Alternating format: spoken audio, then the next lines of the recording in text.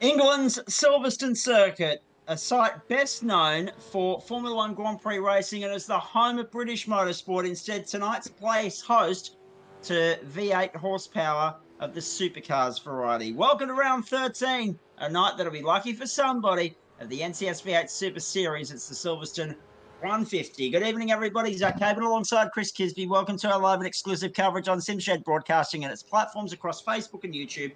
The latest installment of the NTS SuperSeries. Chris Kisby, good evening to you. Silverstone, interesting circuit, a circuit that's had a little bit of a facelift in the last decade or so, of course.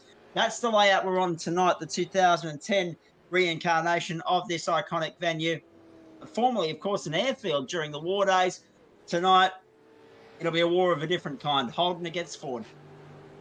Yes, good evening, Zach. Good evening, JP. Good evening, viewers from all over the nation and the world. What a track this is. We did 8 hours of this track on the weekend with the Gentlemen's Sim Racing Club. I know the track intimately now, and it cramped my shoulders up badly. But yeah, what a game. I just had to try and do a few laps around this track with the boys in ghost mode, and I tell you what, my best time was 2 minutes 16. So that tells you how slow I am, Jack. No.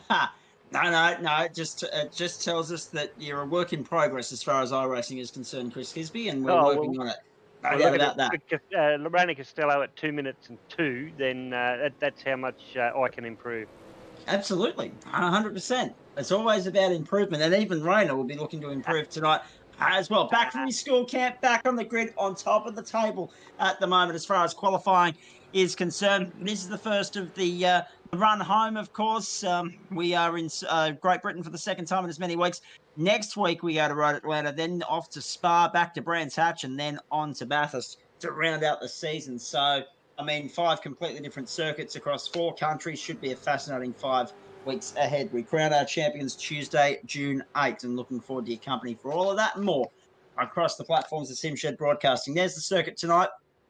Of course, 5.9 kilometres, almost 5.82 these days. They've shortened it by about 100 metres over the last decade. 30 laps tonight. Biggest sprint race of the season, bar none, thus far.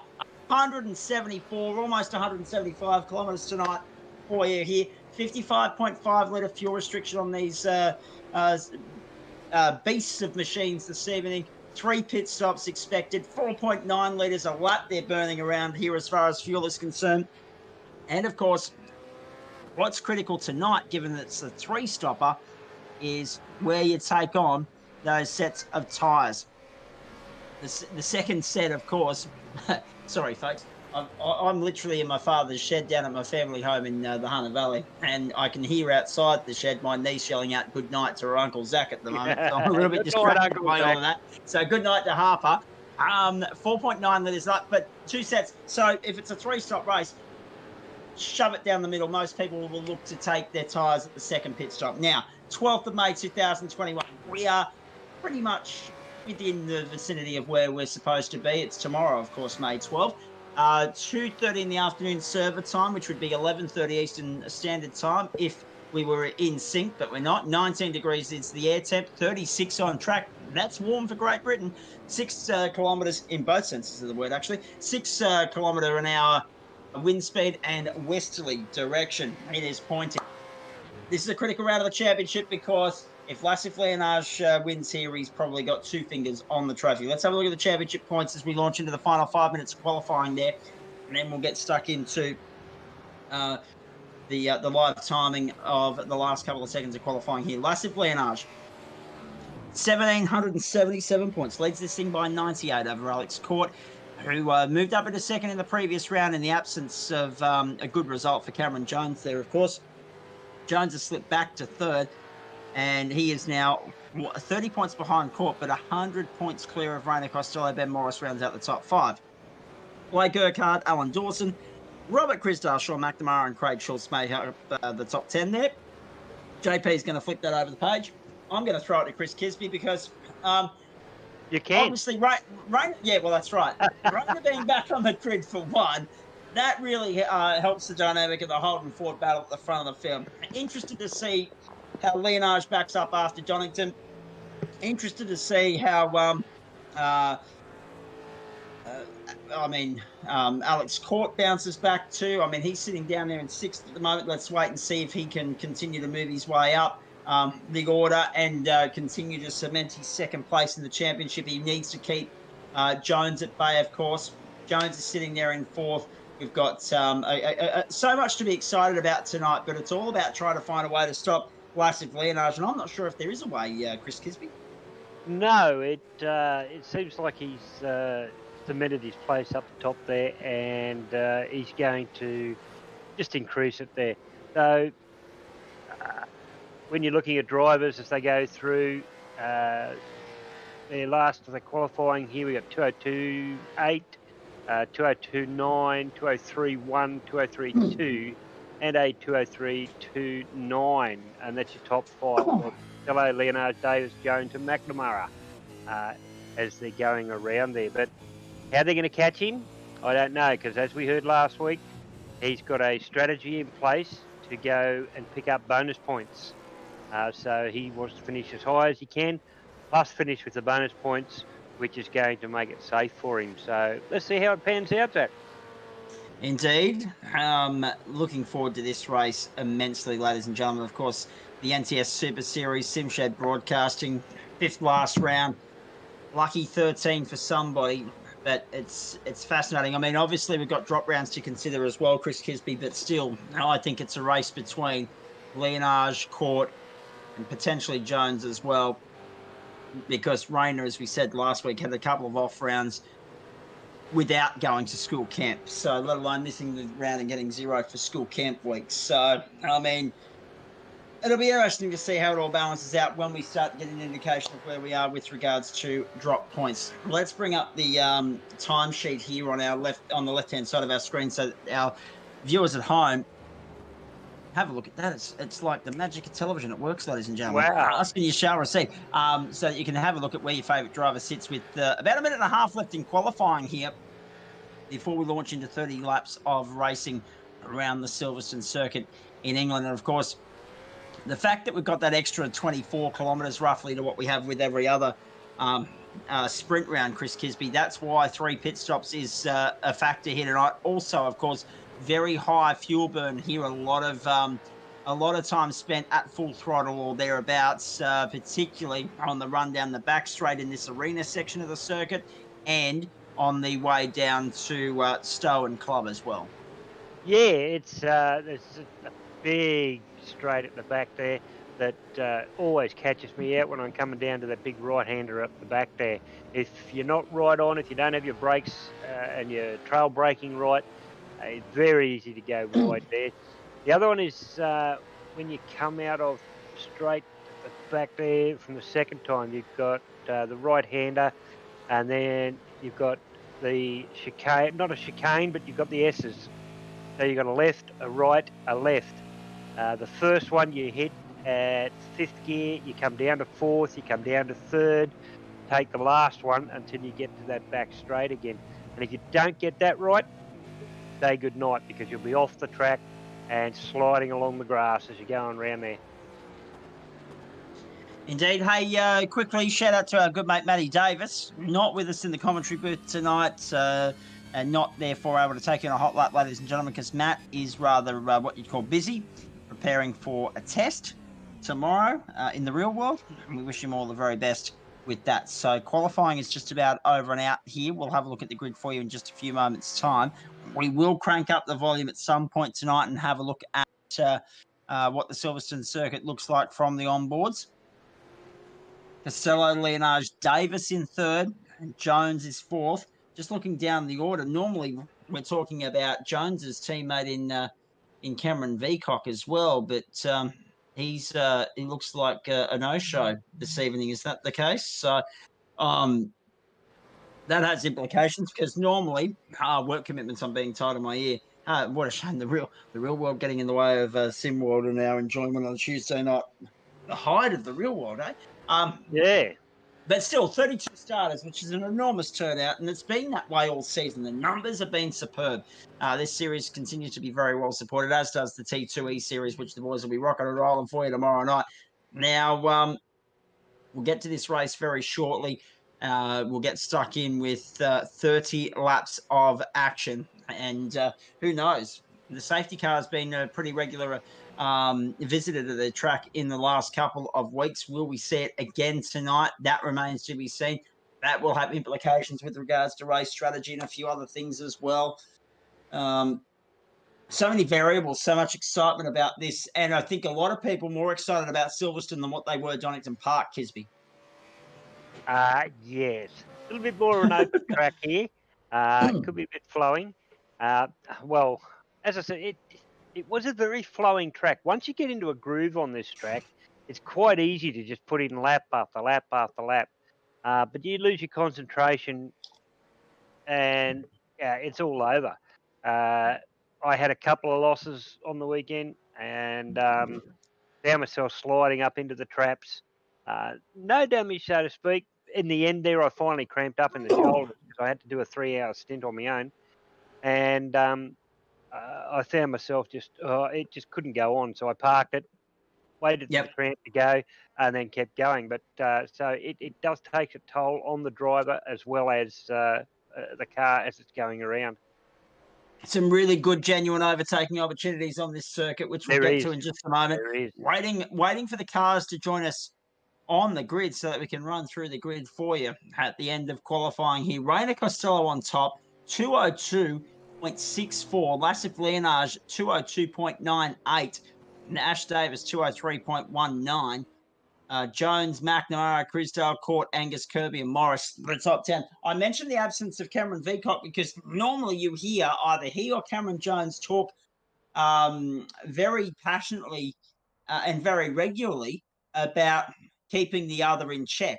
So if Cameron Jones is having an off night, Cameron Veacock will be there trying to, just calm him down and ease the tension and get him back focused on the task at hand. So it'll be interesting to see how Jonesy goes without that calming guidance in his earpiece tonight. Cars getting ready on the grid. Let's have a look at the grid now for you.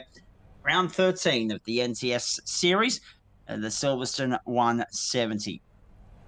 Of course, it's the fourth last sprint round of the season. Rainer Costello and Lassif Leonage, the front row. Then Ash Davis and Cameron Jones. Sean McNamara, Robert Crisdale from 3. Alex Court and Michael Angus from 4. David Kirby and Ben Morris round out the top 10.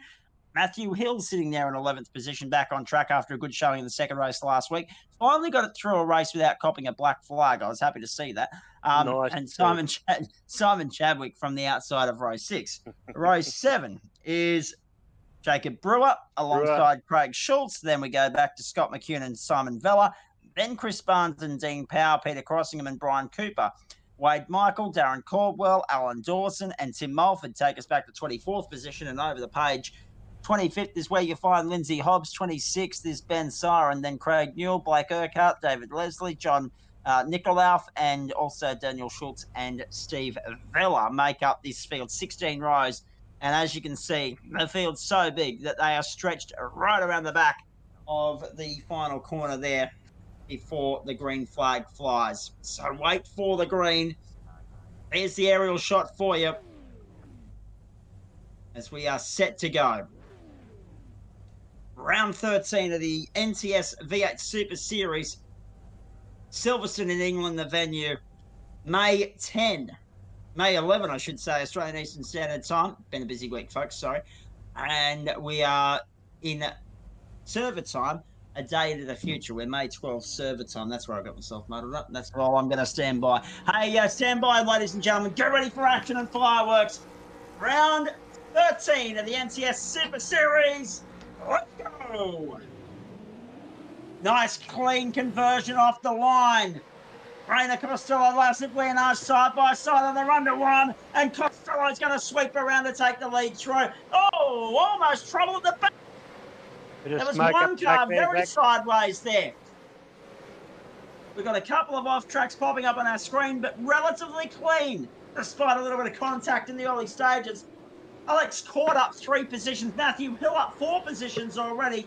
The loser in all of that, Michael Angus down 3 positions. And Ash Davis was the big loser, down 10 positions. He's gone from 3rd to 13th. He was the one that got caught up in that contretemps but won. Down towards the end of the stadium section for the first time. Cameron Jones sitting there in position number 3, all over the back of Leonage. They're trying to go with Costello, who leads the way comfortably at the moment. Good. 2 back markers. Yeah. Couple of back markers in trouble. Bit of argy-bargy, hip and shoulder further back. But so far, so good. Riding on board. Simon Vella. Drew Cops. Down towards Maggots and Beckett's. First of 30 laps, 170 kilometres. They've got a long night ahead of them, and so do we. Car stopped. Dean Powell went nowhere. Let's have a look at this on the Flash Graphics flashback, and he's pulled up on the circuit. Will it? Given where that is, that's halfway around the lap. That's the old pit complex you see there. Will that trigger our first safety car of the night? We wait to see. Because he may need to get a tow. Round they come. Costello's bolted. 1.3 seconds on the pack after lap 1. 1 down, 29 to go. Round 13 of the NTS SuperSeries, the Silverstone 170. And the FORD, after a week away at the school camp, is back, leading the pack as we go caution. Safety car on the circuit. That is not what the field would have wanted this early in proceedings, but it's been a regular occurrence in the last couple of weeks, Chris Kisby. Yes, it's hopefully they'll be able to get in behind the safety car nice and quickly and sort themselves out, not to try and Dean Power. Getting back onto the flash graphics for that, if we can find it there, Mr. Director. Yeah. So there was a blown motor somewhere. Yeah. The interesting thing for mine, and you'll see it on the SimSnap iRacing photography replay a little bit later on, I'm sure, folks, is the contretemps, the kerfuffle at the start. There were some big losers and winners in all of that. The big winners, Matthew Hill up to 6th position, up 5 positions already. Alex Court up 3 positions. I said at the start, can he somewhat carry the momentum of now being second in the championship and get himself up there on a regular basis? And he's battled to hold off Cameron Jones. He's made a beautiful start. He's going to be right on Jones's tail when we go back to green. You look further down. 4 positions gained for Craig Schultz to get himself into the 10. Michael Angus has dropped out of the 10 from 8th back to 11th. Peter Crossing on a big start from 19th up to 12th. And Ash Davis. We need to... I'm dead set serious. We need to see a replay of what happened to Ash Davis at the start, because I'm sure he was locked at 90 degrees while the rest of the pack were trying to get through that first corner. And it was only the fact that he might have got a shunt from somebody around him that saved him, I reckon. The rest of the movers and shakers for you, well, 6 positions gained for Tim Mulford up into 18th, 4 positions gained for Alan Dawson up into 19th, 7 for Blake Urquhart into 21st, 5 for Craig Newland into 22nd, Steve Vella gained 9 positions to be 23rd. The losers, Simon Chadwick down 15 positions, down into position number 27 from 12th on the grid. I reckon whatever Davis has been caught up in, Chadwick's had a piece of that as well. We've got Leslie behind him, but Wade Michaels lost 8 positions to be down in 29th position. Dean Powell has lost everything. He was 18th on the grid. He's now 33rd in the order. But the safety car is even. The safety car is even leading Dean Powell at the moment. So the safety car is 32nd in the order. You can't help but joke when the safety car gets registered in timing. It's fantastic, isn't it? Not for Dean Powell, though. Let's not make any qualms about that. Safety car is about to be on the move here. Hitting this lap. Will we get it in this lap? Yes, we will. Yes, we will. Is that correct? Okay. That's what we heard over the radio. So a bit of inside information. Just the 1 lap caution.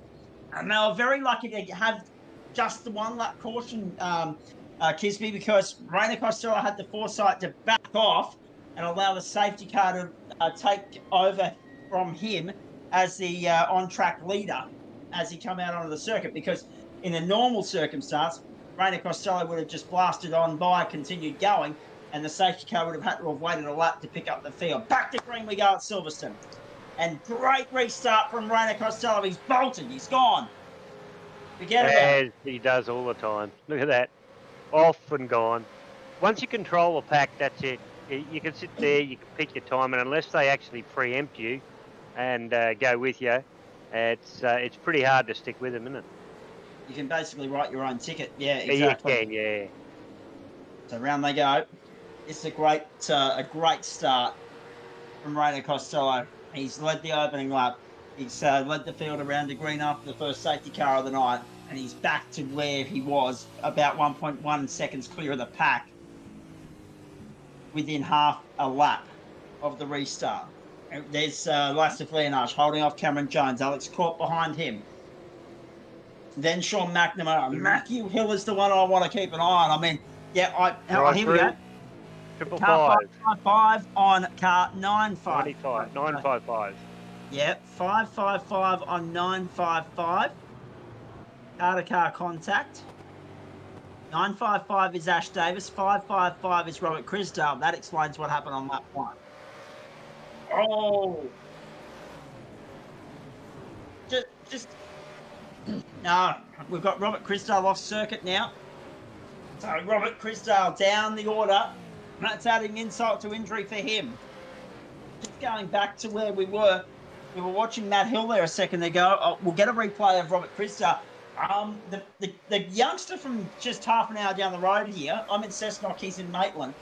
He's got some great speed. He's got some great potential. He's got unlucky with some tech issues in the last couple of weeks. His fan attack wear not working as he'd like it to. He's had some penalties, had a good showing in the second race at Donington, and it looks racy tonight, so keep an eye on him. And very good evening to his father, Barry, the great man. He'll be watching too. Through they go, onto the main straight. Costello, Leonards, Jones, Court, McNamara. We were having a look at Crisdale. He's now in the lane. So Crisdale in the lane, obviously some issues there early in the piece. I'm sure we'll have a look at some replays shortly that will illustrate what went on between Crisdale and Davis there on the opening lap.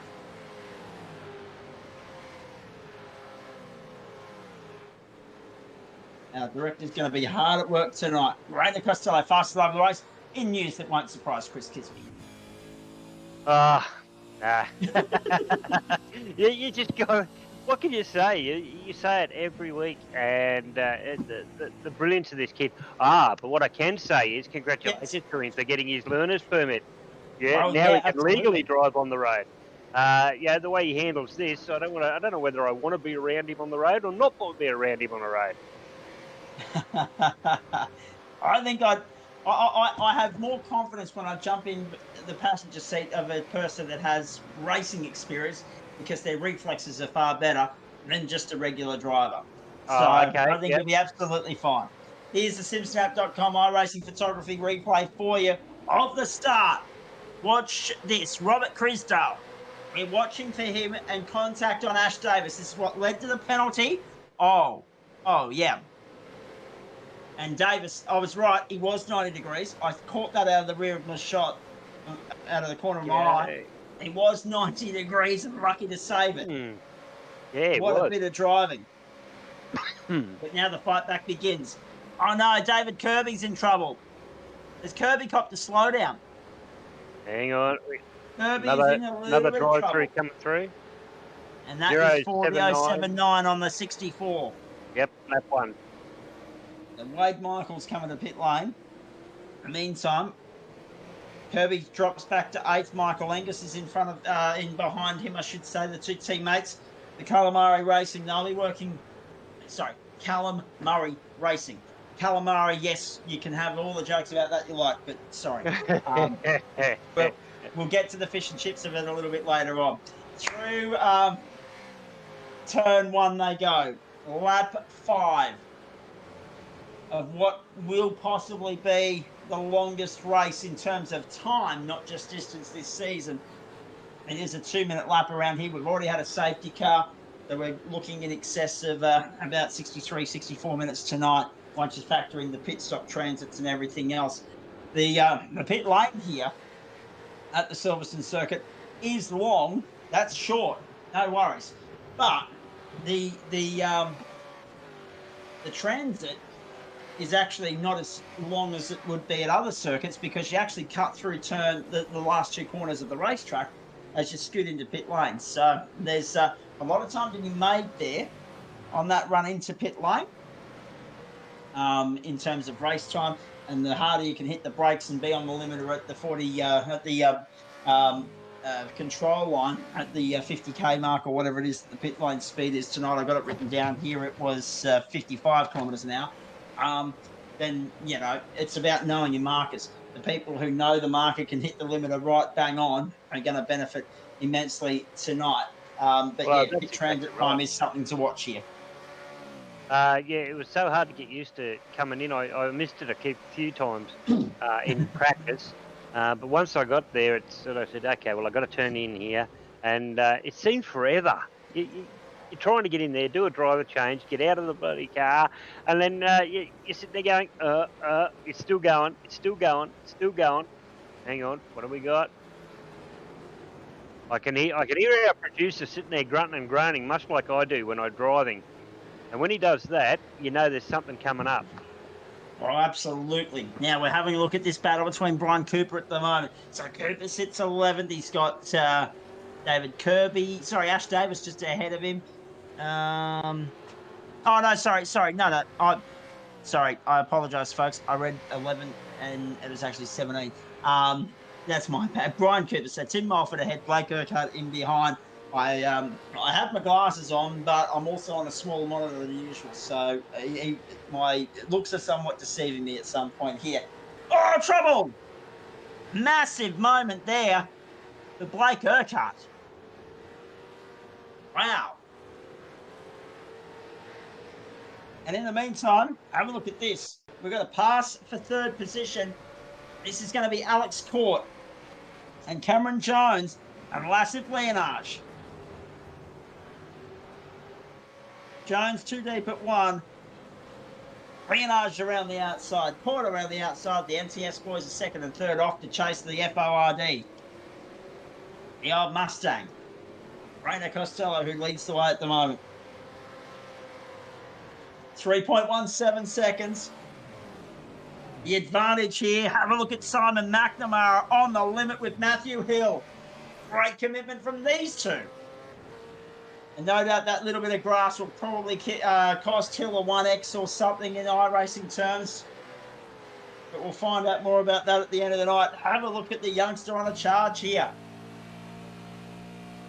What is he, 20 this year, Matthew Hill? He's 19 at the moment. He turns 20 the day before I turn 31 in September. Wow. There's some young guys racing in this and there. It's just unreal the way you hit this, the way that they can handle these cars around here. But what's impressive is the way that the older guys, and I say older, not saying, that they're in the... What are you trying to tell us, Jack? When I say old, I don't mean that they're... I don't mean that they're experienced like Chris Kisby. I mean that they're older than Matthew Hill and Rainer Costello, okay? But McNamara, I thought so. McNamara and Leonage, they countered the attack from the youth very well. They hold their own, and that's what we like to see. That's one of the reasons this has been such compelling viewing on a Tuesday night throughout the course of the year. How good is it? Tuesday night motorsport, SimShed broadcasting across Facebook and YouTube, wherever you're tuning in all around Australia. Of course, don't forget, we've got plenty coming up throughout the course of the week on SimShed. Tomorrow night, Goodyear Auto Carolina V8 T2E series from the same venue.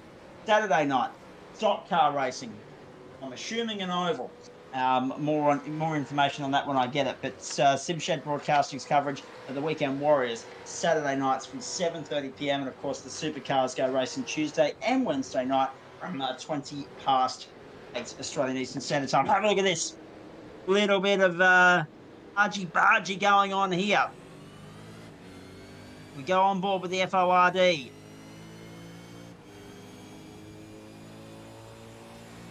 The first on race days, as we already know. Exactly right. Just struggling to pick up a number there of who we're looking at the moment. Yeah. But, okay, so Simon we Chadwick. were looking at Tim Mulford. We're now looking at Simon Chadwick, 19th, and he's all over the back of Blake Urquhart in 18th at the moment. Brian Cooper and Tim Mulford was the battle ahead of them that we were just looking at before that. At the moment, currently, we've still got 30 runners. Robert Crisdale in pit lane and has been for about 4.5 minutes. So whatever the problem was for Robert Crisdale, no, it's obviously been costly because no fast repairs in the NTS SuperSeries as people are well accustomed to by now. Lap 8 of 30. How good's this? Really cracking stuff. Cracking pace being set at the front of the field, particularly from that man. The lead is 3.4 seconds. Chris Kisby's been a big fan of this young bloke since the start. Since the the start, outset of the championship. The way that he drives. And he remains in the fan club. You'd be the number one ticket holder of the Rona Costello fan club by now, wouldn't you? I think I'd have to be. I mean, that's why I pick up on some of the stuff that goes on with Facebook, because out of the blue I got one. And, yeah, it's good to see him. Oh! Off the circuits, Jacob Brewer. That's a big one. It's going to be costly, too. He's going to drop well down the order. So you got. Now, was he helped? This will be definitive. This will tell us. Yes, he was. Tap. Yes. That's a big help. Yes, that was coming into the arena section. It was. So you got 1, 2, 3. That was turn 4 they were coming into there. That should be a redress, you would think. You'd think. But how many positions will you have to compromise to redress in the first place? No redress, and the rules state that if you don't redress, the stewards will look at it. Matthew Hill's in a little bit of trouble here. He's limping. He's 7th. Now, has he copped a slowdown the way that it looked like David Kirby's issue was a slowdown? I might be right in saying it. I might be wrong, but it looks like Matty Hill's got one as well. Because it just dropped significantly. Well down the order. He was battling Sean McNamara. He's now 2.2 seconds behind Ben Morris. And under pressure from Michael Angus. Back to the front. Oh, this cracking scrap between Jones and Port continues. Port's right there. Jones is holding sway at the moment. On the way through turn 1. I say it week in, week out. The way he's going for it. Oh, no. He's up. Sorry, Kisby. Yep, here he goes. He's keeping the pressure on him. He's perilously close. He needs a good run out of here. He didn't get it. Yeah. Jones will hold on to for the moment in 3rd position. Port sits back in 4th. Holden's 2, 3, 4 at the moment. They're all being led by the forward of Costello. 5. So you got Cameron Jones there in front there. Just to show you how, or to give you an idea, I sit there and I when I'm driving, I'm fine and I'm putting in time after time after time. As soon as I get the car like they are here, you're forever conscious. And as a driver, you have to learn to trust the guy behind you to be able to control the car in the situations going around the corners or in the passing move. If you try and second guess what they do, you get yourself into trouble, or I always get myself into trouble because I think, oh, gee, I've got to cover this. And if I cover this, is he going to hit me? And I start to tense up. I've got to, and it came in practice again today when I had Declan behind me. And in all forms, I was holding him at bay as we got Alex Cook coming in, trying to put the pressure onto Cameron there. And so what Cameron's doing here is he's sitting thinking, well, I know Alex can drive. He's not going to, so I'm going to cover him. And if I do cover him, he's not going to give me a tap, a love tap or anything like that. So that's what I've got to learn as a driver, is to trust the drivers around me to be able to leave that tiniest of gaps. And I saw a protest come through tonight where the driver was a really good one and didn't leave that little bit of a gap. So it's going to be Now, young and old over in the other one, I tell you. just quickly, Kisby, plenty of action on pit road at the moment. Davis, Chadwick, Dawson, Brewer, Siren, and Nicola Here they come. all in the lane. So lap 9, their critical number. They wouldn't have got a 10th out of it. So a lot of pressure and a lot of stakes at play on pit lane right now. Then I would expect the faster drivers and the Leonages and the Castelleronas and everything to be able to conserve fuel. So being such a long open track, that they can coast a little bit more and hold their momentum. It's something I'm yet to learn, is to be able to get as much speed out of it without having a foot on the accelerator, using up fuel. So these guys just amaze me with how much fuel they can conserve in a long race like this. And if you get that bit of the conservation, then you get a bit of an advantage. Yeah, you don't have to put as much fuel in, or you may get half a lap more. So, what's going to be really interesting, Kisby, just on that, is that it's going to be a splash and dash, that third stop, based on all the numbers that we're seeing at the moment, because that safety car, obviously those guys down there in position numbers 23 and beyond, or 22 and beyond, where Ash Davis is, he's coming and pitted. And now we get the next round with someone disappearing off to the right of screen there, or the left of screen, rather. The interesting thing for mine is that last stop, if it's a splash and dash. Yeah. Oh, Leonard! He's just had, I just noticed it out of the corner of my eye in my iRacing screen. And I saw Alex coming through him. It's rare for Lasif Leonard, and there's a penalty on screen at the moment as well. Here's the SimSnap iRacing photography replay. 77 so on Leonard. 022. Couple of penalties being shown at the bottom of the screen there for you folks. Make sure you read them because we don't always get to. We sometimes run out of time here. Not so much time, mate. It's the screens that we're looking at. Exactly. Hey, you've only got one tonight, but I'm back to 3. That's it, exactly. Now, oh Jesus, aren't I glad to be back in the land of the cool weather and jumper? Yes, exactly right. I am too, to an extent, because Cessnock's a colder climate than Queensland's Ipswich at this time of year. Yep. So lap 11, yeah, it's interesting because those guys that got to lap, 9 and pitted at the start of 10, you crunch the numbers, 9, 18, 27, they've got a 3-lap splash and dash, unless they can save some fuel. But I would have thought the chance to save fuel would be behind the safety car. So it just goes to show the guys that are still out on lap 11, going along strongly, they may get 2 pit stops. They may get home on 2 pit stops here because they've been able to save fuel on the safety car, because they've been able to extend this out to 11 laps. The next stint might be 10. Then you've only got to get a 9-lap run home. So a lot to play out with regards to strategy right now. Well, it is too. It's how well have they looked after their tyres as well. So you've just got to. There is just so much that goes on in the background that my mind explodes as to how they work these things out. I mean, I'm amazed when I'm sitting there listening to you work out all the fuel strategies. And as you may or may not know, I do listen to you when I'm driving, and you in the background there. Any little hits I can get. So. Rightio. Hill and Angus are in the lane right now. Matthew Hill, Michael Angus on pit road right now. Leader is still Rainer Costello, getting 12 laps out of his stint. So we said 3 pit stops at the start of the broadcast. This guy looks like he could do it in 2. Wow, if it's he a can, great opening stint from Rainer. It's going to be a great stint. If he's fuel saved that much, he may not have been as hard on his tyres either, so he can push them out a little bit as well. Exactly right. So I got a little head-to-head here with the little head-to-head app that I've found, and we got Rainer and Cameron.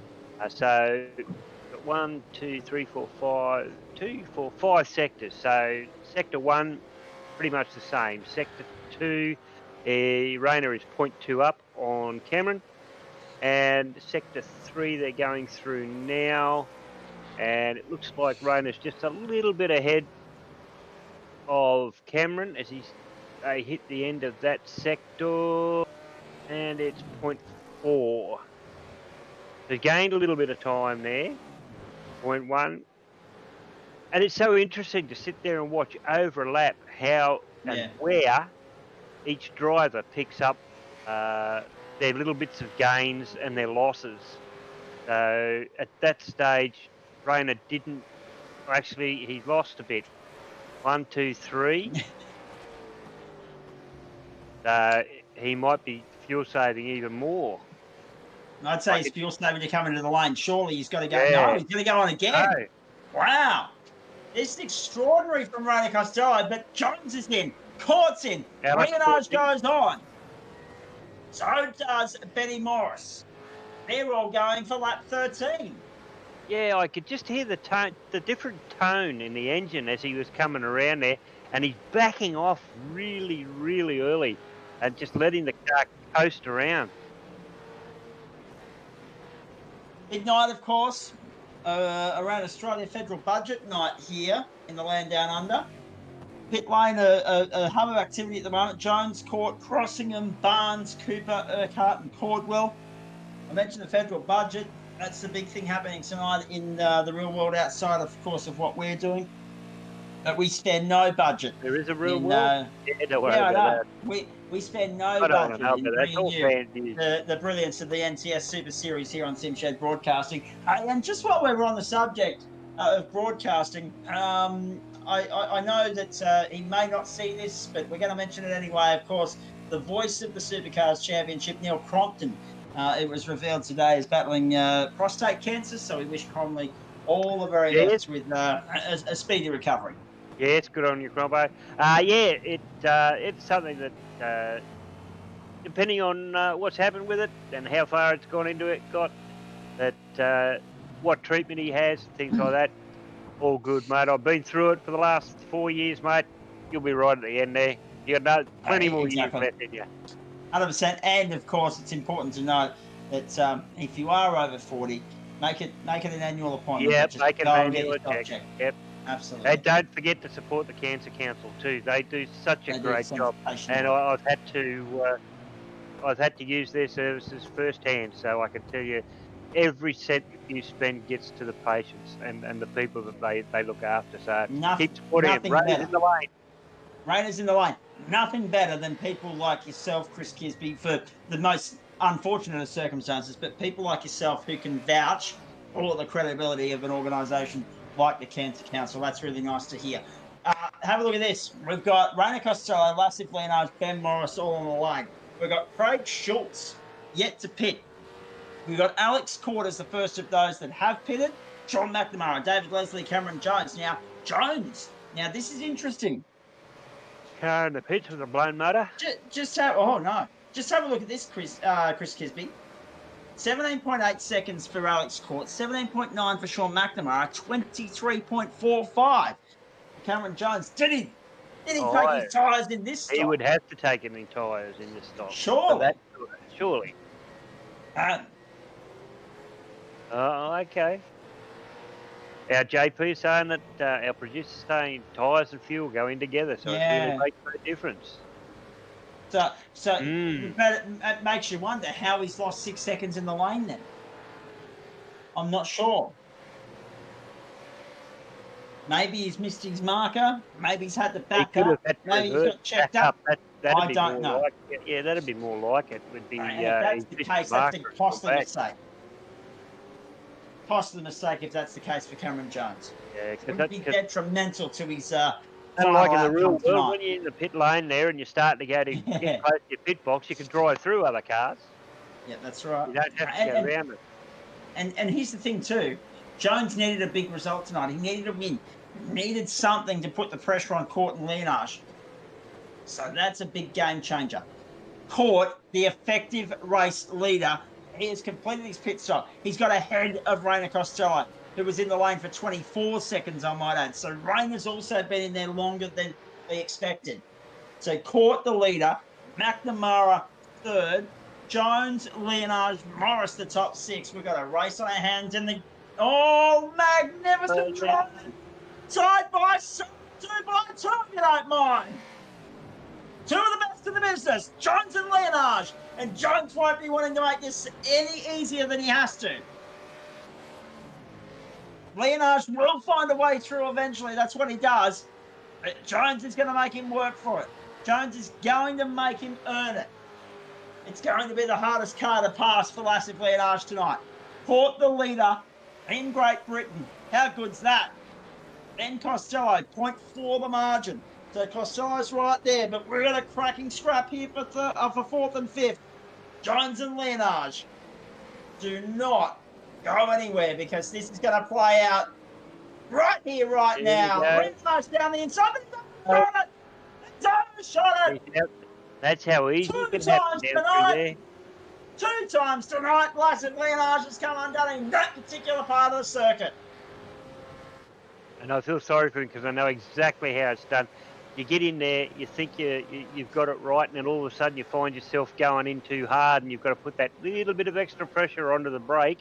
And once you do that, the chances of you're locking up and starting to slide is even better. I tell you what, I'll say this, Chris. There are a lot of people that'll echo exactly what you're saying, and then you'll feel sorry for Lassif Leonard. Cameron Jones won't be one of them. No, and to be honest, I'm feeling real happy for myself because it shows that even the great drivers can do silly things like I do. Yeah, JP, we got him in here. Go for it.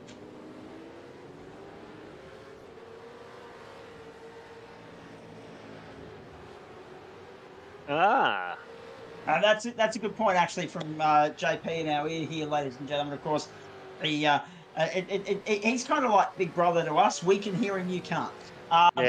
So this is an interesting point. One of our listeners, one of our viewers, has suggested that maybe Rayner and Cameron have gone for more fuel now, less fuel later, whereas everyone else has gone for a balance sort of setup. So therefore, if that means that you're going to see Costello and Jones push longer into this stint than the other guys, they'll fuel less, or they'll spend less time in the lane, take less fuel in the second stop, the second time through the lane. And we'll wait and see on that. I'll watch it with interest. Good point, good pickup. But remember what we said at the top of the broadcast: 55% fuel. Is it 55 litres the fuel burn for tonight? The maximum allowed in the tank. 55 litres is where it's capped. It's not a full tank.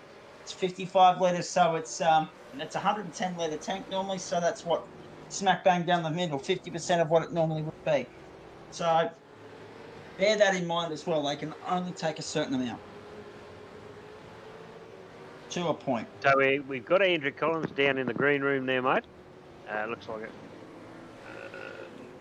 It'd be nice to have Andrew Collins back in the booth with this, actually, but we won't hear from him just yet. Bring him up. We won't hear from him just yet because he requested to come in and have a listen to us at work this evening, Kisby. So there's now lift our game. Have a look at this. Some defensive driving from Alex Cord, trying to keep Rona Costello at bay.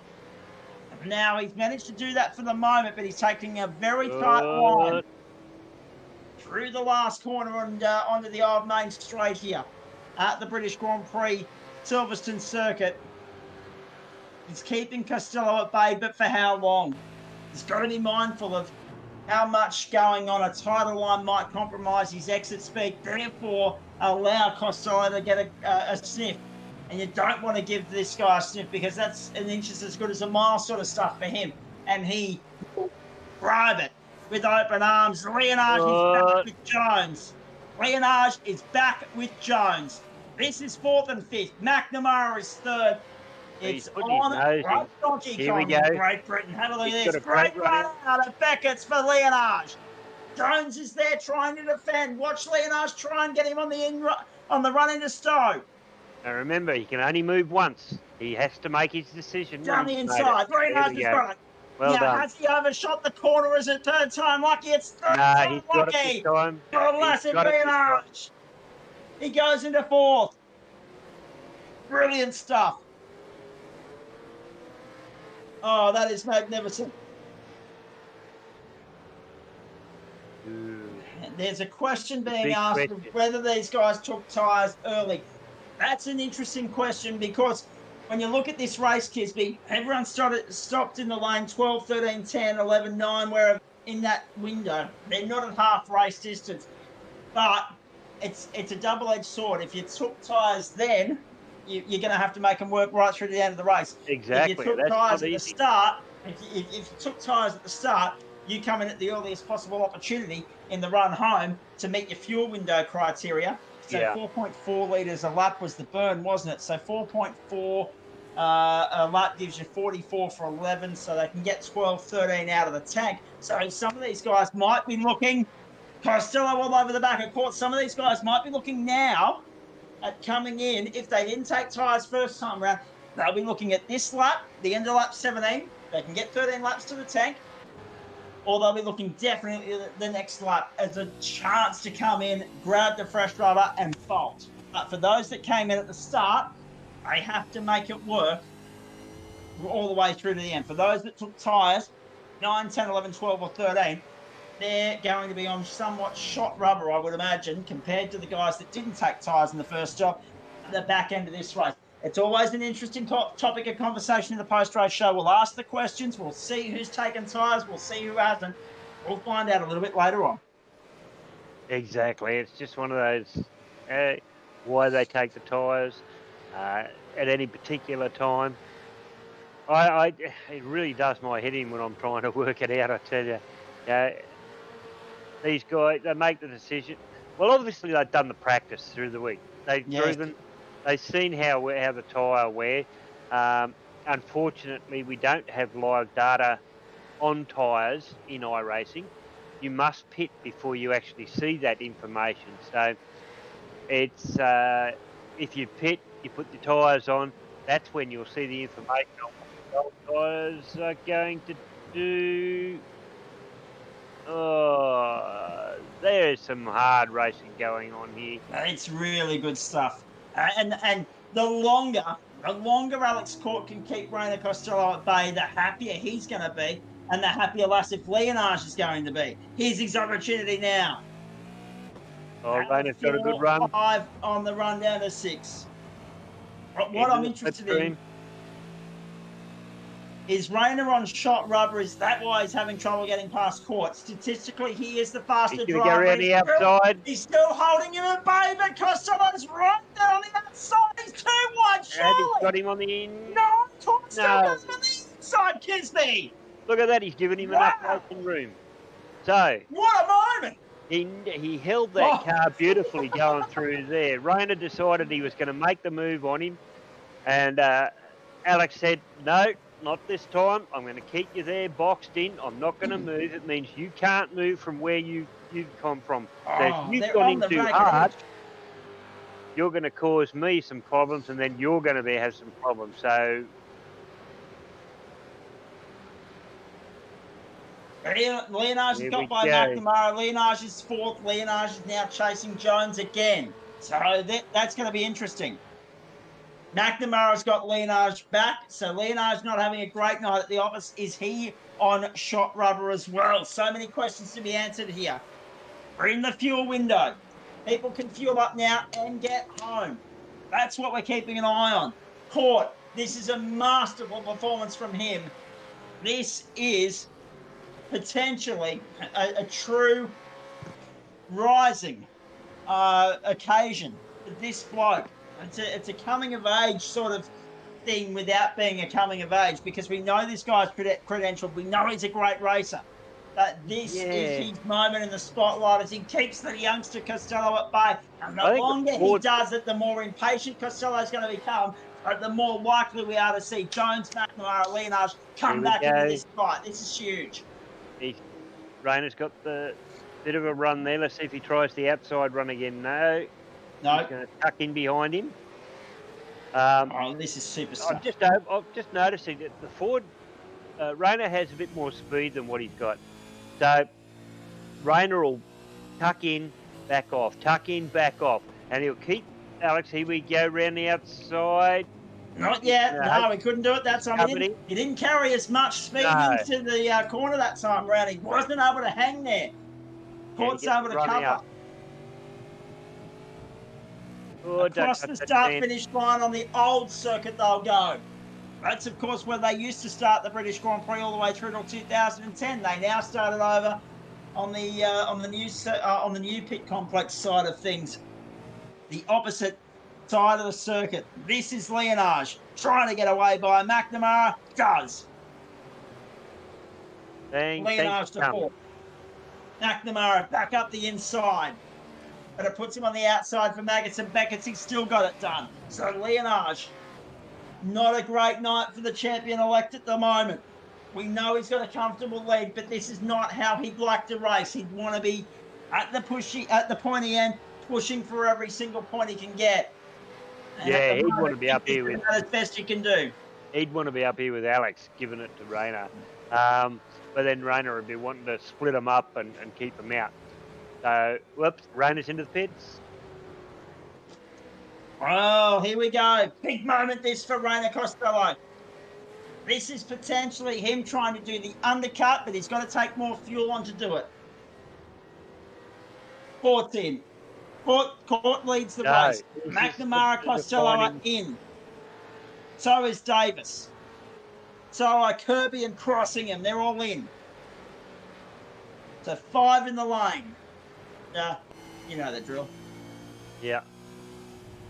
John Nicolaou out of the race, as well as Robert Crisdale, as well as Dean Power. But so far we've got 30 cars still running at Silverstone. But look at them, they're all in. So it's Costello, McNamara, Davis, Kirby, Crossingham, Chadwick, Barnes, Hobbs, Brewer, Cooper and Dawson all in the lane right now. The top 7 continue on. That's Court, Jones, Leonage, Angus, Morris, Hill, Vella and Costello is out now. On the move, back out onto the racetrack in 8th position. That stop, 12.02 seconds. 12.02 for Rayner Costello. Nice, short, sharp and sweet. McNamara, 19 seconds. There's definitely something fishy going on here. Yeah. Because these pit stop times aren't consistent. They're all over the place. What was that pit stop time there, Zach? For who, Chris? Rayner? For Rayner, it was 12.02. McNamara directly behind him, it's 19.37. For Ash Davis, 20.23. Yeah, that's, I don't know what the time for changing tyres in with this. So I would say that Rayner didn't have tyres because of the less time there. The others possibly could have just filled up a lot more. 8 seconds. Wow. Doing well. Now, here's Alex Court on pit road. Court's in. Jones and Leonage follow. We wait to see. Jones goes, but Leonage continues on. Rhodes goes for another lap.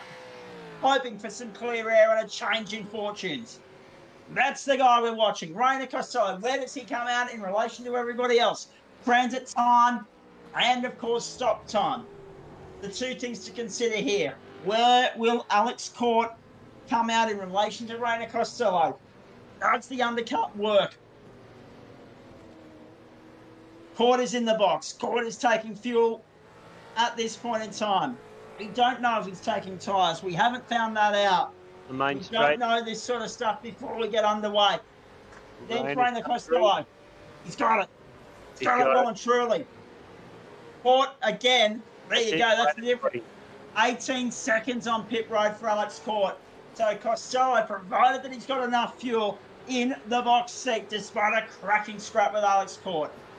Yes, remembering Lasseth has got to hit and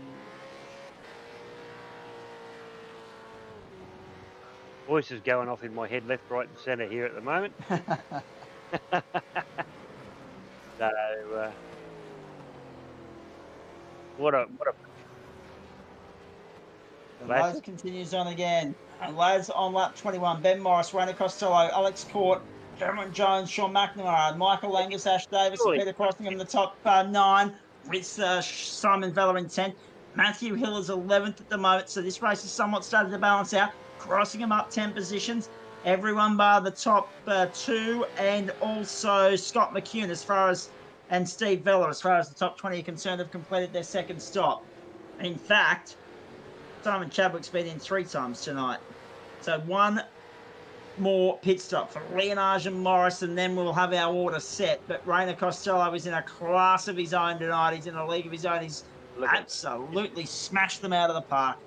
What a decision to get in early. And magnificent. Provided that he's got enough fuel, Kisby. Yeah. He's got another 8 laps to go after this. Oh, sorry, 9 laps after this one to go. So leaders are in. Morris is in the lane. Lassip Leonage, however, has continued on. So it's a... I don't know what the long cut game is for him, what he's trying to achieve with that. We'll wait and see. Yeah. But Benny Morris is in the lane and soon to be in his box.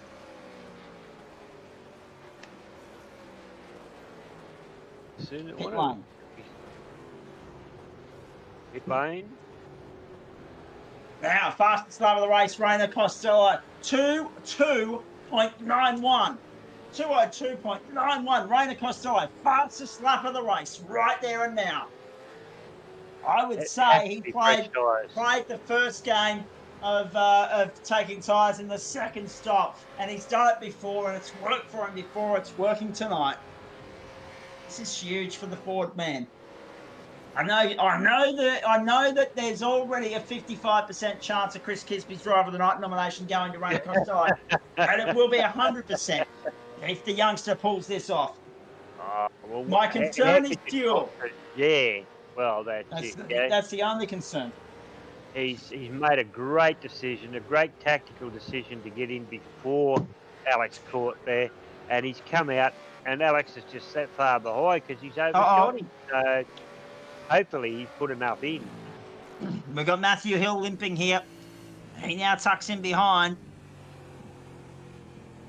So Matthew Hill in all of that drops down the order to position number 12 behind Simon Vella and David Kirby. This has to be the box lap, surely, for Lassif Leonage. No! Again. Wow. What game is Laz playing at here? Just not is not. However, it doesn't have to be. No, the lead is significant. The lead was, 99 points coming into this round. He's not going to lose that tonight. But they can take a chunk out of him, potentially. He just needs to finish ahead of Cameron Jones. Alex Court isn't as much of a worry, despite the fact that the margin is less to Court than it is to Jones. But Court and Leonage are teammates. So if Court wins and Leonage is second in behind, well, yeah, sure. The margin, the buffer that Leonage enjoys going into the next round will be slightly less, but the team's championship will be really looking good. It will. I mean, what if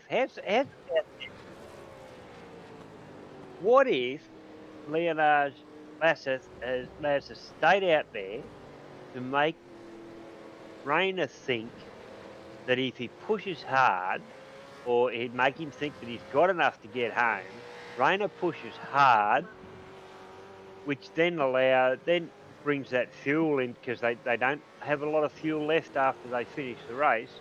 If he pushes too hard, is he going to use too much fuel trying to catch him?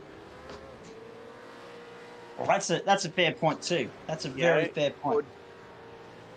Rainer's got to decide whether he sits there and says, okay, Laz is playing a game with me here. I'll just keep me 6 seconds ahead of Alex. Laz is 23 seconds ahead of me. I'm pretty sure he has to pit. So just sit and wait for him to pit and then keep Alex at that distance behind. So bit of games going on here there, Zach. Oh, there's some really good games tonight. Don't worry about that. There's some real good stuff. It's fantastic. Oh, boy. Hope you're enjoying it wherever you're tuning in around Australia. All the viewers as much as we're enjoying it as well. All the viewers, all the race car drivers around the world are saying, what is that Kisby talking about? He has no idea. Oh, no, not at all. We love your And I insight, mate. agree. I agree. They make I'm the learning broadcast all the every time off Tuesday these night. guys. Yeah. So, classic Leonage in the lane. Finally. He has come in. Well, there you go. So that's a bit of a relief off Rayner. Rayner will say, okay, well, he's gone in. I've made the right choice, and away I go. So now, do I have to save to get home? And only Rayner knows that because he can see what's going on inside the car. We can't. Rainer Costello, Alex Court, then Cameron Jones has leapfrogged Leonage. So this is a bad night for Leonage. Oh, jeez. With back markers. Rainer Costello gets a little bit of a hold up, a significant hold up from a back marker there, and really that's just not good enough. I know it's a tricky section of the circuit, but they would have got a warning that he was coming before then. And I don't like to be critical because I'm not a racer. I'm just a play-by-play. But if that was the difference between winning a race and losing a race, you could understand why Rainer Costello would be notably peeved. On up on the radio. He'll be okay for the moment. 4 seconds to the margin of Alex Court, and I think he'll have it covered from there. And we're a long way from home. 6 3/4 laps to be precise. Radio's running hot. Don't worry about that, Zach. We'll just wait and see what it comes of. But that was a bit rough. It's so much slower. There is enough room on this when you're going around the corners and you're that slow to leave enough room for the leaders to come through. I know that. I had to do it time and time again the other night. And there's only 2 spots, and it'd be through the S's, and then just before the last turn, you come back in and you've got to go through there. That's the other place that it's real hard to try and get past. Indeed it is. And notoriously, this circuit, I mean, we talk about overtaking opportunities. Oh, no, Alex Court's limping. Alex Court's in trouble. Cameron Jones is going to find a way by here. Alex Court in trouble. Wow. Game changer right here. Jones to second. Wow. Jones to second down the inside. Oh, he'll be absolutely delighted with that. He's lost Court it by himself. Back. Court fires back.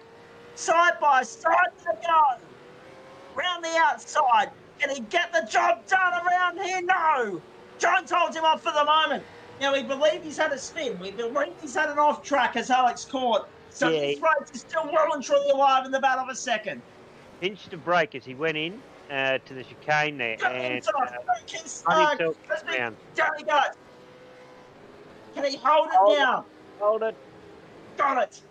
Court back to second. And now, given how close Jones is, every lap has to be, as Dennis Cometti would say, centimetre perfect from here. It will have to be. Yeah.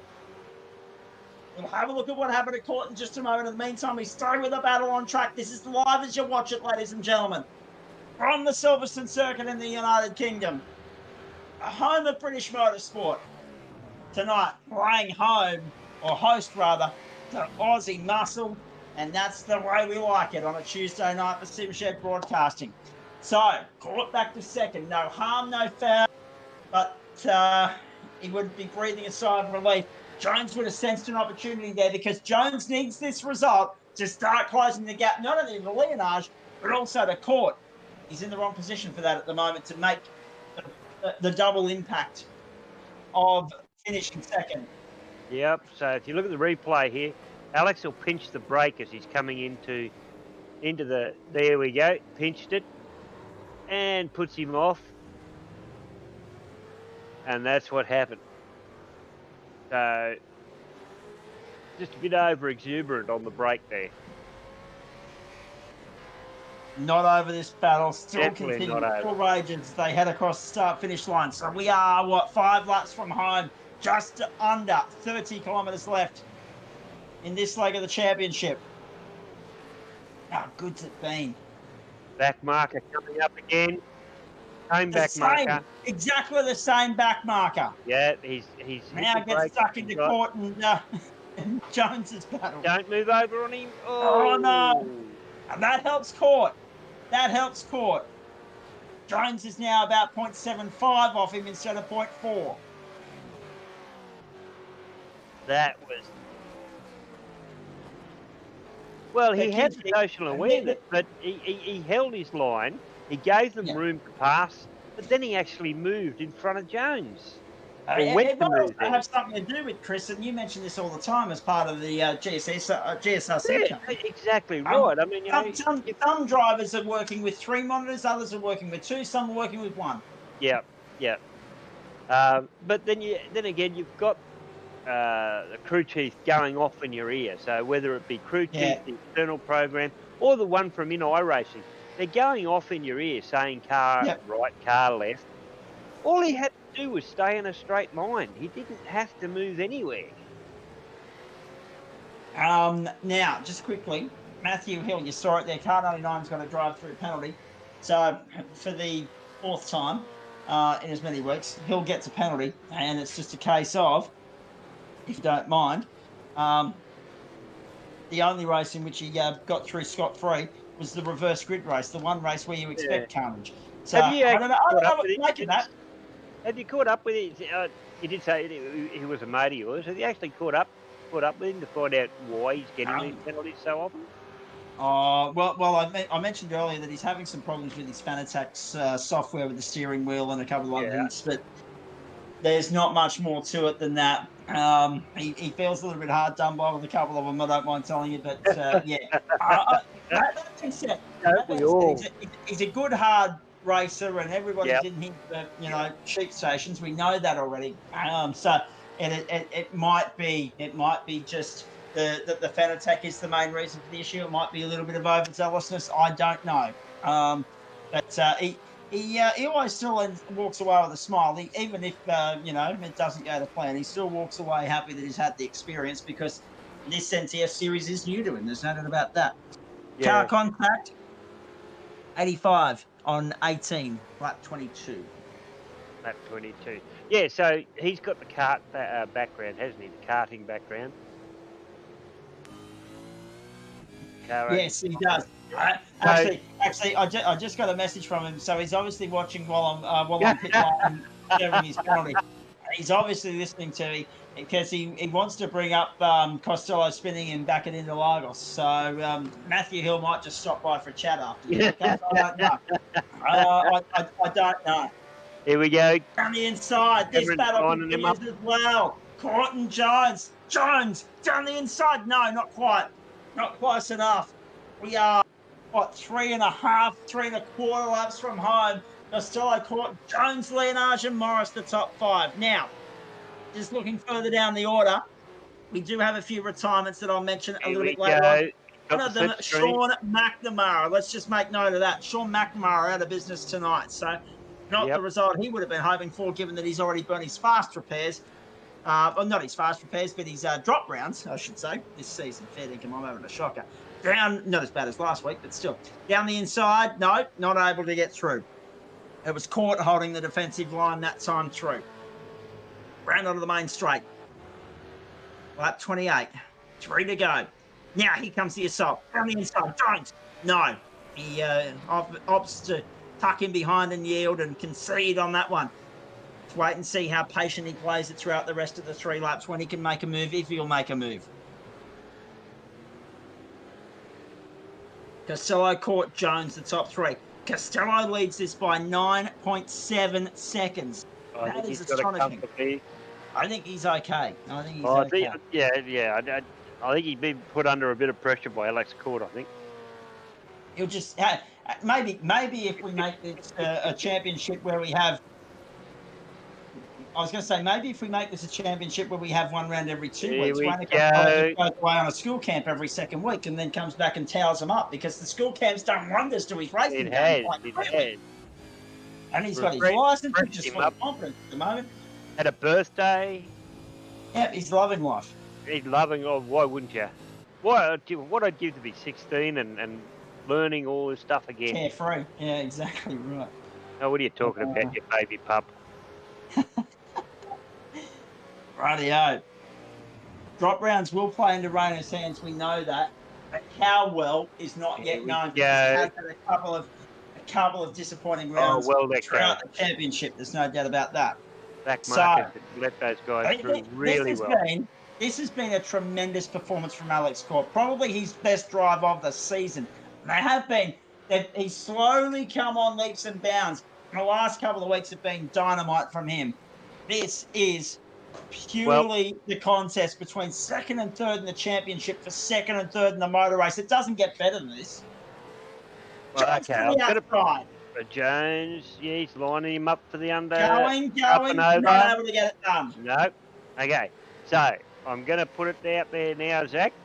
These two drivers here, for the performance that they put on tonight, they are in my driver of the night category. So now, if Alex pulls this off, and wins and stays in front of Jones, wait for it. No, he's missed it. So if Alex comes in front of Jones, Alex will get my vote. If Jones gets Alex, then I'll give my vote to Cameron, because these two drivers have shown exceptional skill tonight. Rayner, here we go. He doesn't wait for a third invitation. He takes the second one, Jones. He goes a little bit wide, but he gathers it up. Jones is now second in this race. Did I put the mocker on Alex? I think you might have. I think you might have. But that's okay.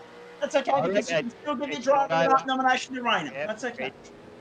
Oh, hang on. Simon Chadwick limping away from a crash scene over at turn 3. Let's have a look at this. Simon Chadwick. Uh-oh. Gone. Oh. And that's all on the car on the inside. I need an overhead view on that one. He just had no sense let's have a look. that Chadwick was there on the outside. Chadwick. Yeah. Race control will have fun with that one. Anyway, race is not over yet. Here we go. Let's see what Alex and Cameron can do. Rayner's run away with it. 3 car lengths. Jones got 3 car lengths. Court throws it down the inside, not close enough. Jones slams the door shut as they head towards the last 3 corners on this penultimate lap. Runaway Rayner. Last lap for Rayner Costello. He is 11 seconds clear of this contest at the front of the field for second and third, between second and third in the championship. The Ford has dominated at Silverstone tonight. The home of British motorsport. Rayner Costello will be hoping that every round's at Silverstone going forward, because this has been probably his best performance of the season as well. A few young guns getting their straps at the back end of the championship. I have a feeling Alex is losing a bit tired. Nothing away from Alex Court. He's not exactly a spring chicken. This has been a great performance from him too, for very obvious reasons. Yeah, I reckon Alex has lost his tyres here, because Cameron's just taken away on him. Oh yeah, he's gone. Look at that. 2 seconds almost. Yeah. So we stay with Rayner Costello. Now, of course, he had that cracking scrap with Tom Heyman back at Bubba Motorsport Park. He's had a couple of podium finishes, a couple of race wins. He had that controversial drama at the Infineon Raceway, or the old Infineon Raceway in Sonoma, California. And then he had a school camp, so he missed the round last week, but he's bounced back beautifully tonight.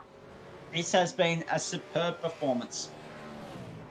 In every sense of the word, every facet of the game, this guy is on song. Through Maggots and Beckett's for the last time, and down the hanger straight here. Something's wrong with Alex. Has he run out of fuel? Has he run out of fuel? Don't tell me. He's down to 5th. He's down to 5th. And Lassif Leonard is going to inherit 3rd position in all of that. What a stroke of luck on an otherwise difficult night for him. But what about this guy, ladies and gentlemen? Last 3 corners, the checkered flag awaits. Rayner Costello back in the server, back in the winner's circle. He wins the Silverstone 170 in the NTS SuperSeries. What a scintillating performance that was. Runaway Rainer. There we go. Don't worry about Runaway Sue. Look at Runaway Rainer. Hang on to it, Rainer. Don't The you post-race crash. review for the car 64 that disobeyed the blue flags there as well. Now, of course, down the order will tell you that 64 is Daniel Schultz, so he's under investigation post-race for ignoring yellow flags. But by gee, blue flags rather, not yellow. My apologies. Yeah, blue flags. You've got to respect them. I'm not colourblind, ladies and gentlemen. I'm just very, very tired. Rainer Yeah. Costello, Cameron Jones, and Lassie Leonard, the top three. And Morris and Alex Court for the 5. Let's find out what happened to Court on the last lap as well, JP. If we can bring him in for a chat post-race here, that'd be great. Because that was just a phenomenal battle between here and Cameron Jones. But Jones gets a leg up and gets to close the gap a little bit as far as the championship is concerned in the battle for second. And he also pulls a couple of points back on Lassie Leonard, but not as many as it might have been a little bit earlier on, because Leonard, it just looked like a difficult night at the office for him. However, he somehow still finds a way onto the podium, and that's why he's the outright dominant championship leader. And he'll extend the lead tonight because he finished 2 positions ahead of Alex Court. That just says something about his season. When luck is on your side, it's hard to break it. Most certainly is. Very unlucky for Alex there. Either the tyres just went too far off and he decided, well, he's not going to sit there and let it, or he started to run out of fuel, so he's limped it home. My preference would probably be the latter, because even with bad tyres, you wouldn't let. He was far enough in front of the other two, but unlucky tonight. Very unlucky. I didn't see it. I had both screens going, and I didn't see the mistake that he made. He just seemed to slow down. Yeah. So there's a suggestion that it'll be fuel. We know that the rules of the competition, he needs to get it to the checkered flag and then get it to the pit lane after the checkered flag, 1 lap after. So let's wait and see. Keep our eyes on Alex Court. Remember, I can't remember who it was a couple of weeks ago, but we saw someone take about 13 minutes or 14 minutes to get to pit lane with no fuel in the tank post-race. And race control instantly acted on that and clamped down and shut the door on it. Yeah, and then we had that incident where they pushed him and he wasn't allowed to be pushed.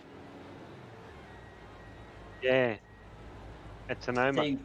Yeah, Rainer and Dean Powell, of course. And Dean Powell, the first and only retirement for a crash.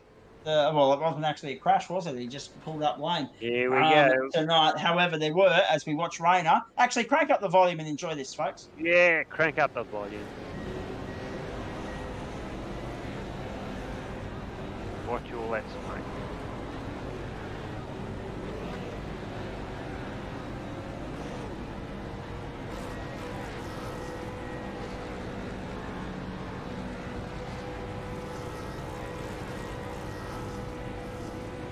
So that, for me, tells you that Rainer didn't have too much fuel left. Yeah. He celebrated in style, but I thought it was a short fuel in that second stop. I really did. There he goes. He's still going. He's still finding a way. Brilliant stuff from Rainer. You've got to learn to do it on the black stuff. Yes. And there's a fine art to that, as many of... there we go. Many exponents of it as showcased before. I just want to have a look here, boys. Quite a few retirements tonight. We had 28 finishes. Craig Newell even got to the checkered flag, despite being 6 laps down. But Sean McNamara, John Nicolau, Robert Crisdale, and Dean Powell, all retirements tonight. So 4 retirements and quite a few drivers finishing 1 lap, 5 laps, or 6 laps down just to get to the checkered flag. Wade Michael, the last of the cars on the lead lap. So we still had 26 cars on the lead lap in the end. We'll have a look at the results in full in just a moment for you. But, I mean, just an observation out of that is the rate of attrition is low in this series. That speaks volumes of the championship, the standard that we've set. Let's go and have a look at the race results here, folks.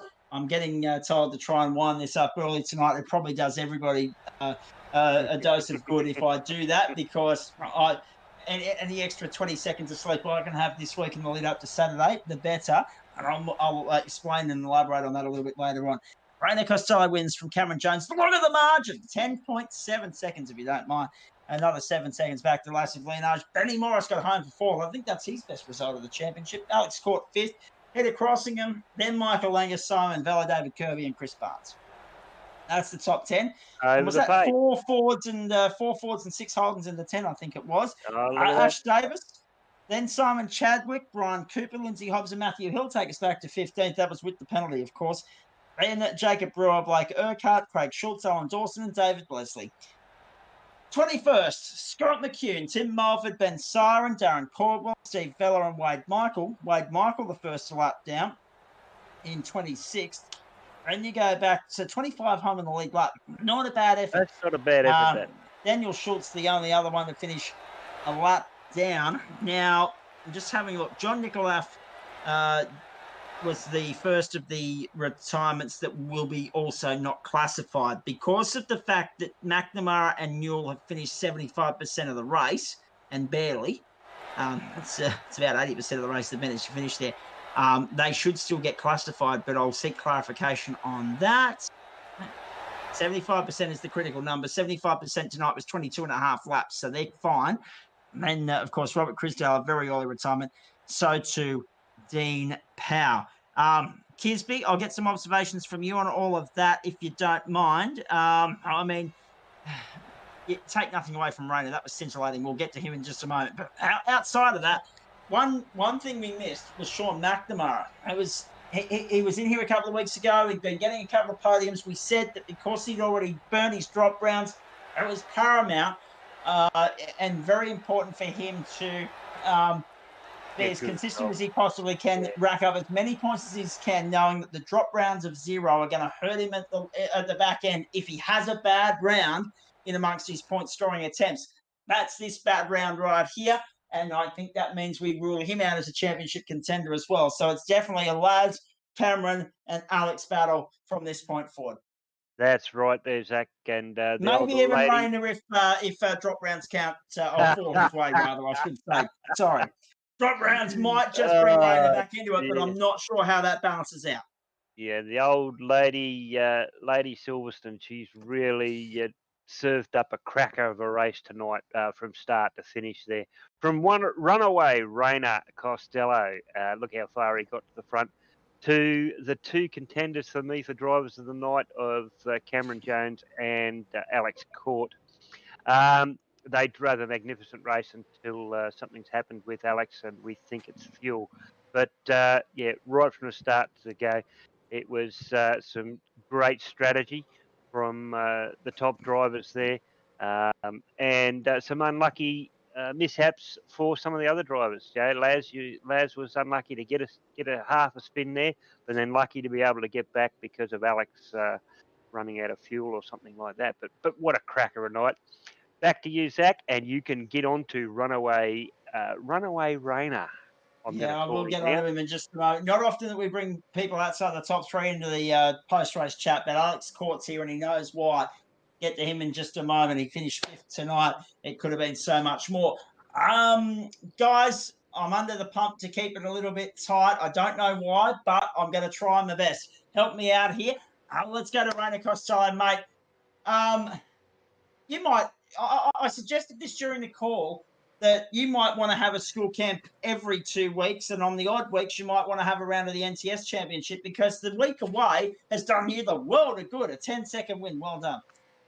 Yeah, thank you. Yeah, it was hard to sit out last round, but real life gets in the way. But it certainly does. Yeah, it was definitely fun to come back. I did a fair bit of prep. I think missing the Donington Park round meant that I could turn my focus towards Silverstone maybe half a week earlier than the other guys or something like that. So I probably did get a little bit of extra practice in. So yeah, and I'm definitely a fan of Silverstone. So very first of all, mate, very happy birthday to you, and congratulations on getting your L plates for the other road there. And some great strategy drawing the undercut there on Alex Court too. Well done, mate. Thanks, mate. Yeah, happy 16th from all of us, Oh, Raider. yeah, I mean, yeah. to be fair, We got to finish early so we can't sing. no, that's 15 into 16, not a big difference, but of course 16 is viewed as a milestone, and I mean you don't have any less energy than you did as a 15-year-old. You've still schooled all these experienced campaigners, so that, I don't know if they're singing happy birthday to you or not, but we will say happy birthday from all of us here in the broadcast booth. Well done, mate. Nicely done. And of course enjoy the bonuses and the luxuries that come with having a real world license as well. Brilliant performance. What we should also have, we had Andrew Collins sitting here in the booth listening to us. I would have invited him in for a quick chat post race, but he's gone as well. He's shot through. You'll catch Andrew in action, I think, in the booth. He'll catch Andrew in the booth at some point with Matty Davis or Aidan Schultz or Peter or any of our other great broadcasters here as far as the GAC series is concerned, or, of course, Weekend Warriors. So good on you, Andrew. Good to see you back on the feet and out of hospital too, mate. Rainer, I get that it would have been hard to sit last week out. So you've come back with a vengeance tonight. Chris Kisby's already nominated you driver of the night and probably driver of the season. But in saying all of that, that was just clinical from you. It couldn't have gone any better. Were you a little bit worried about Alex Court there in the middle stages of the race, though? Because that was a cracking scrap between you two. Yeah, it was. I knew that I had a feeling that the NTS cars would say maybe split their strategies with maybe Alex short fueling and Les putting on lots of fuel and going for the tyres. So I always knew that was going to happen.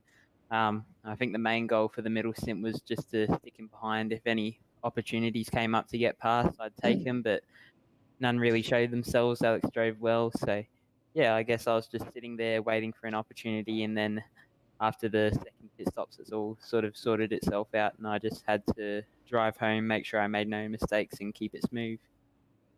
Indeed. Tyre strategy, where'd you go? Was it first stop, second stop? It looked like second stop from us in the booth because you clocked your fastest lap not long after that. Yeah, second stop.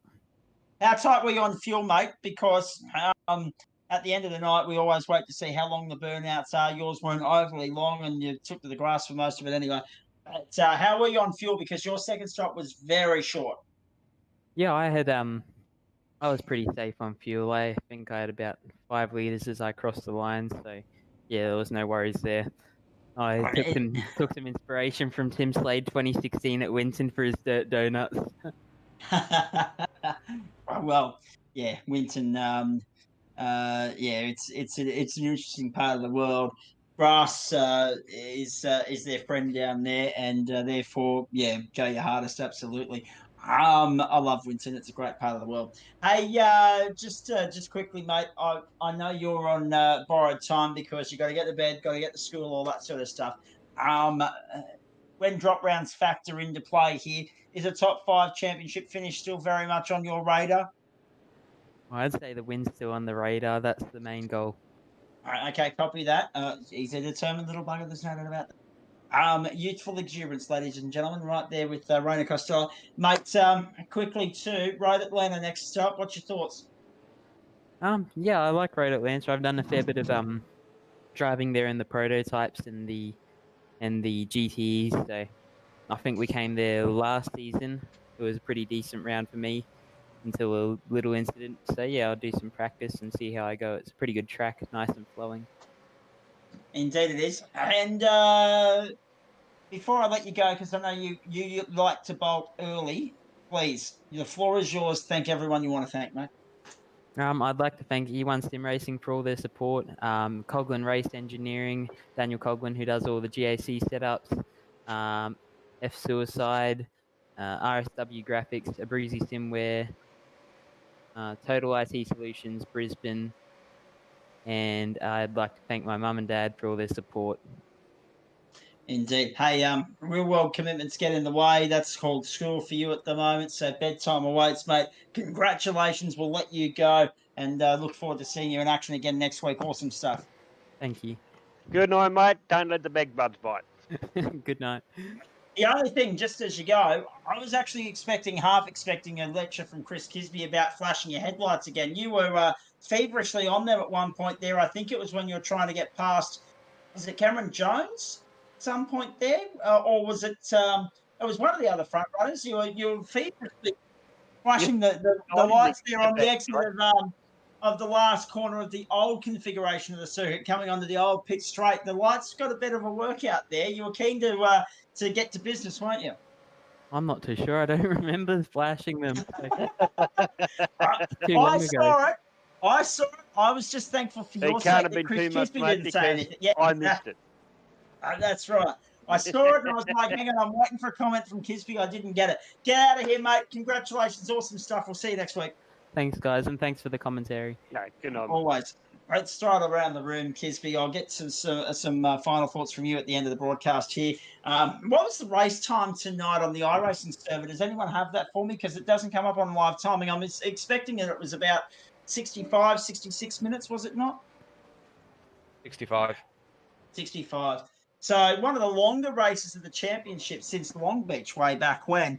We are, to be fair, we are pushing it to get out of here at 10 o'clock because I've still got 3 blokes to interview. So let's get stuck into this here. We might take you up to 10 past, folks. I'll cut my losses there, I dare say. Alex Court, Cameron Jones, and Lassif Leonage. I'll start with Cameron. By gee, you're in the thick of it tonight. First in the battle with Laz, then with Alex Court.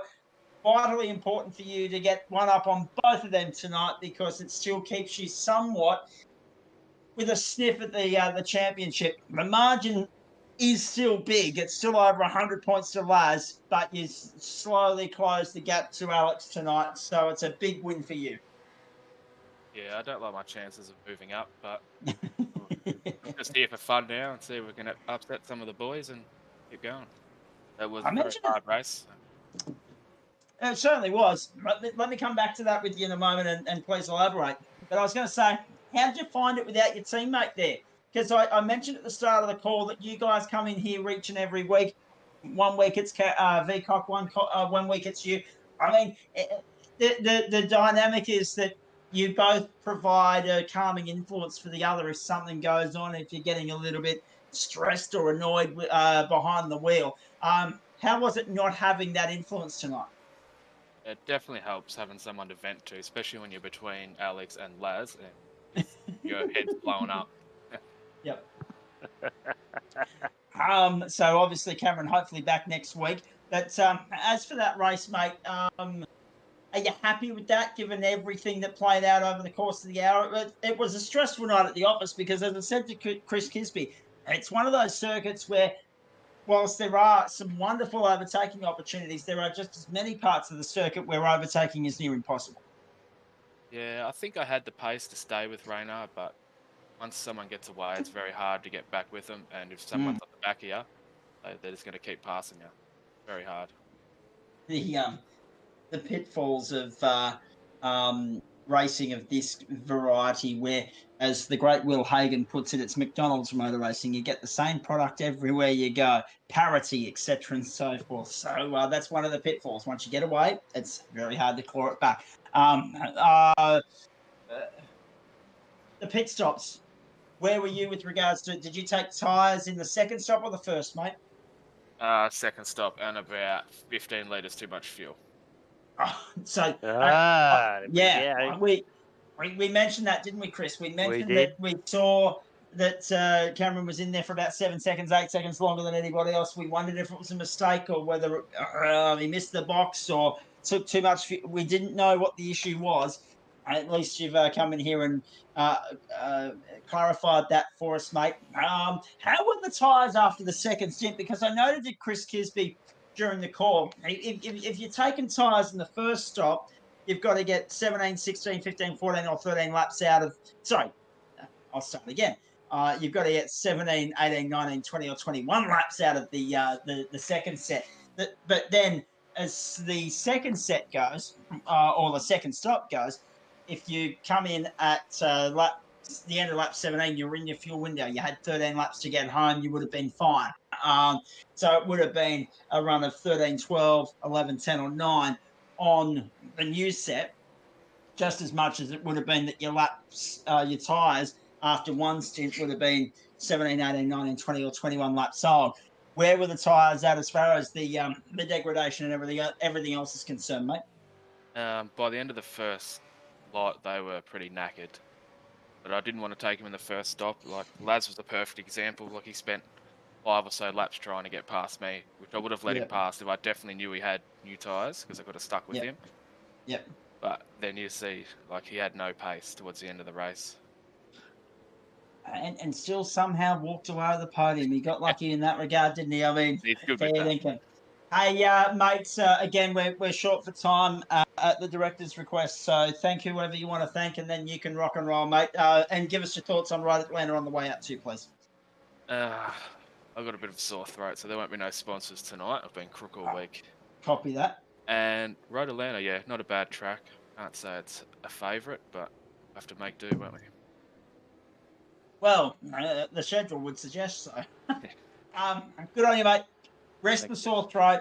Can I recommend, as a broadcaster, some honey and lemon strepsils straight down the throat, and then go and get yourself some Capilano honey and just open the nozzle. Don't even worry about mucking around with a teaspoon. Just open the nozzle and let it. Yeah, exactly. You'll be right.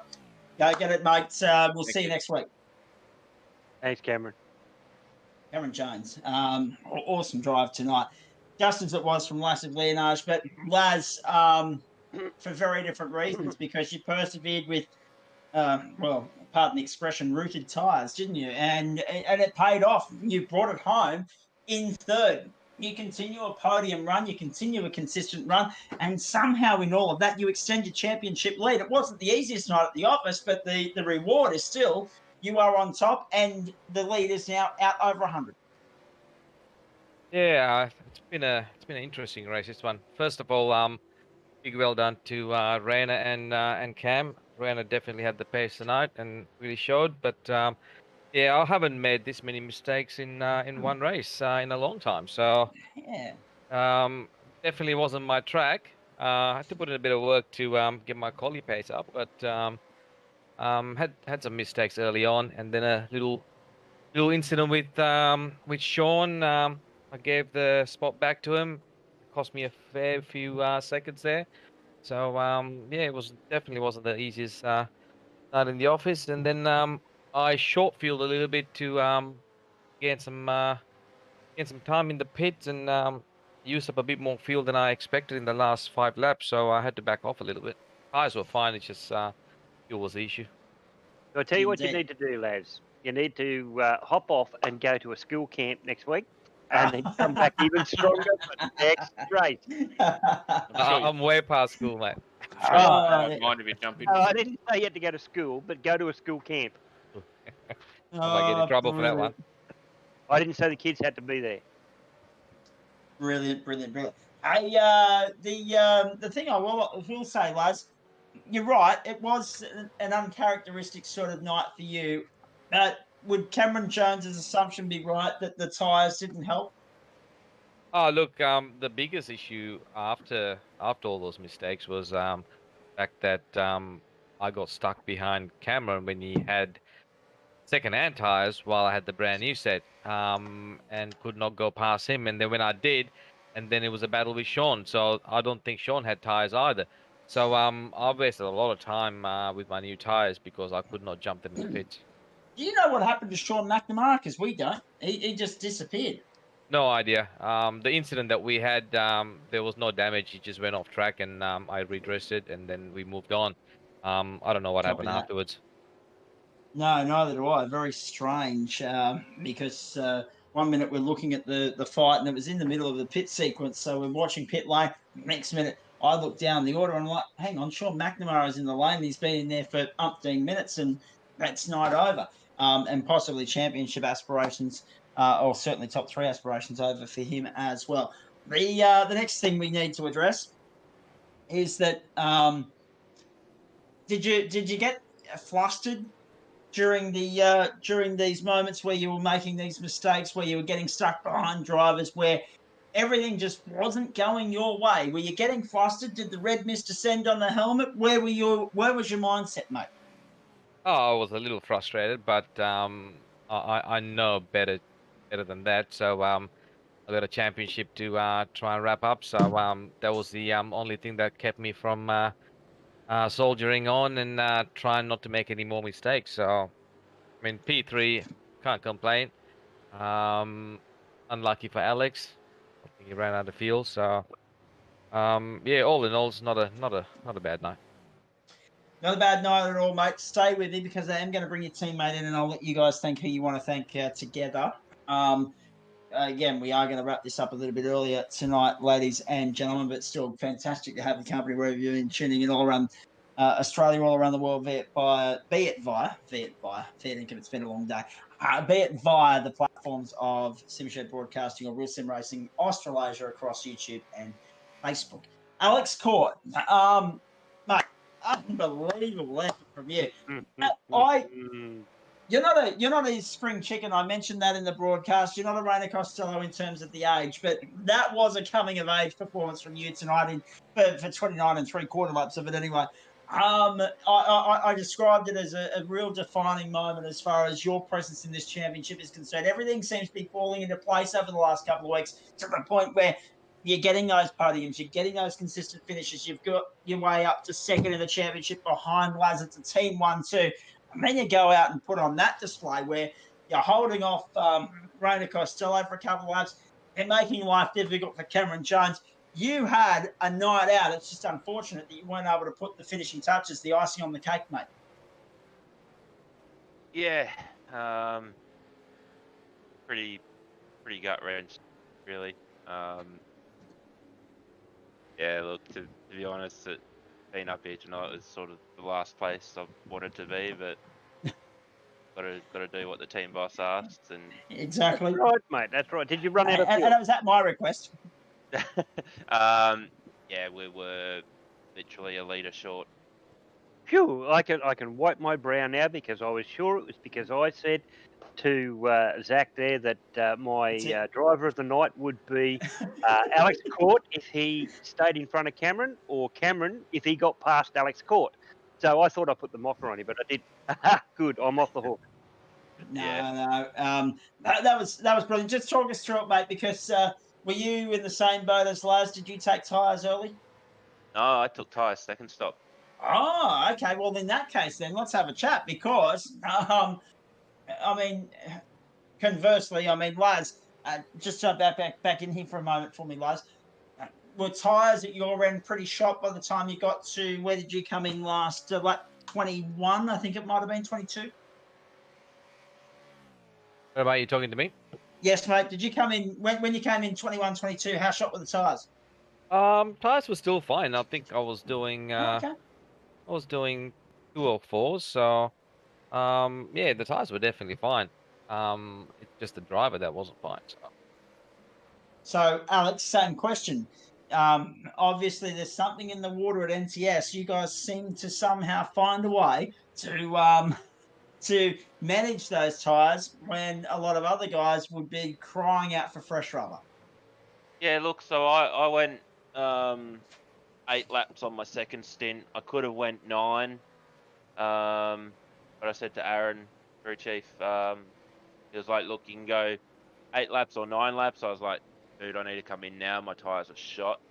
So I think it worked out at 20 laps on the set of tyres. I mean, we were under safety car, so that helped a little bit. But yeah, look, I don't know what it is. You know, slowly learning to look after the tyres a little bit better than I have been. So yeah, there's no real secret, but yeah. Now, just quickly, I mean, obviously the fuel, Darrow, mate, some of the best I know, including yourself, all into the division of just having one number out of place when it comes to the calculations with fuel. So don't be disheartened about that. You still get a top 5 finish. You still have the advantage over Cameron in the championship. It's not all bad tonight. But obviously, clearly, this is a circuit that suits you. Yeah, it is. I've put the hours in this week as well. I'm just looking at my VRS data, and including the race, I've done 12 and a half hours this week. So Oh, wow. Yeah. the most time I've put in this week. So I was feeling good.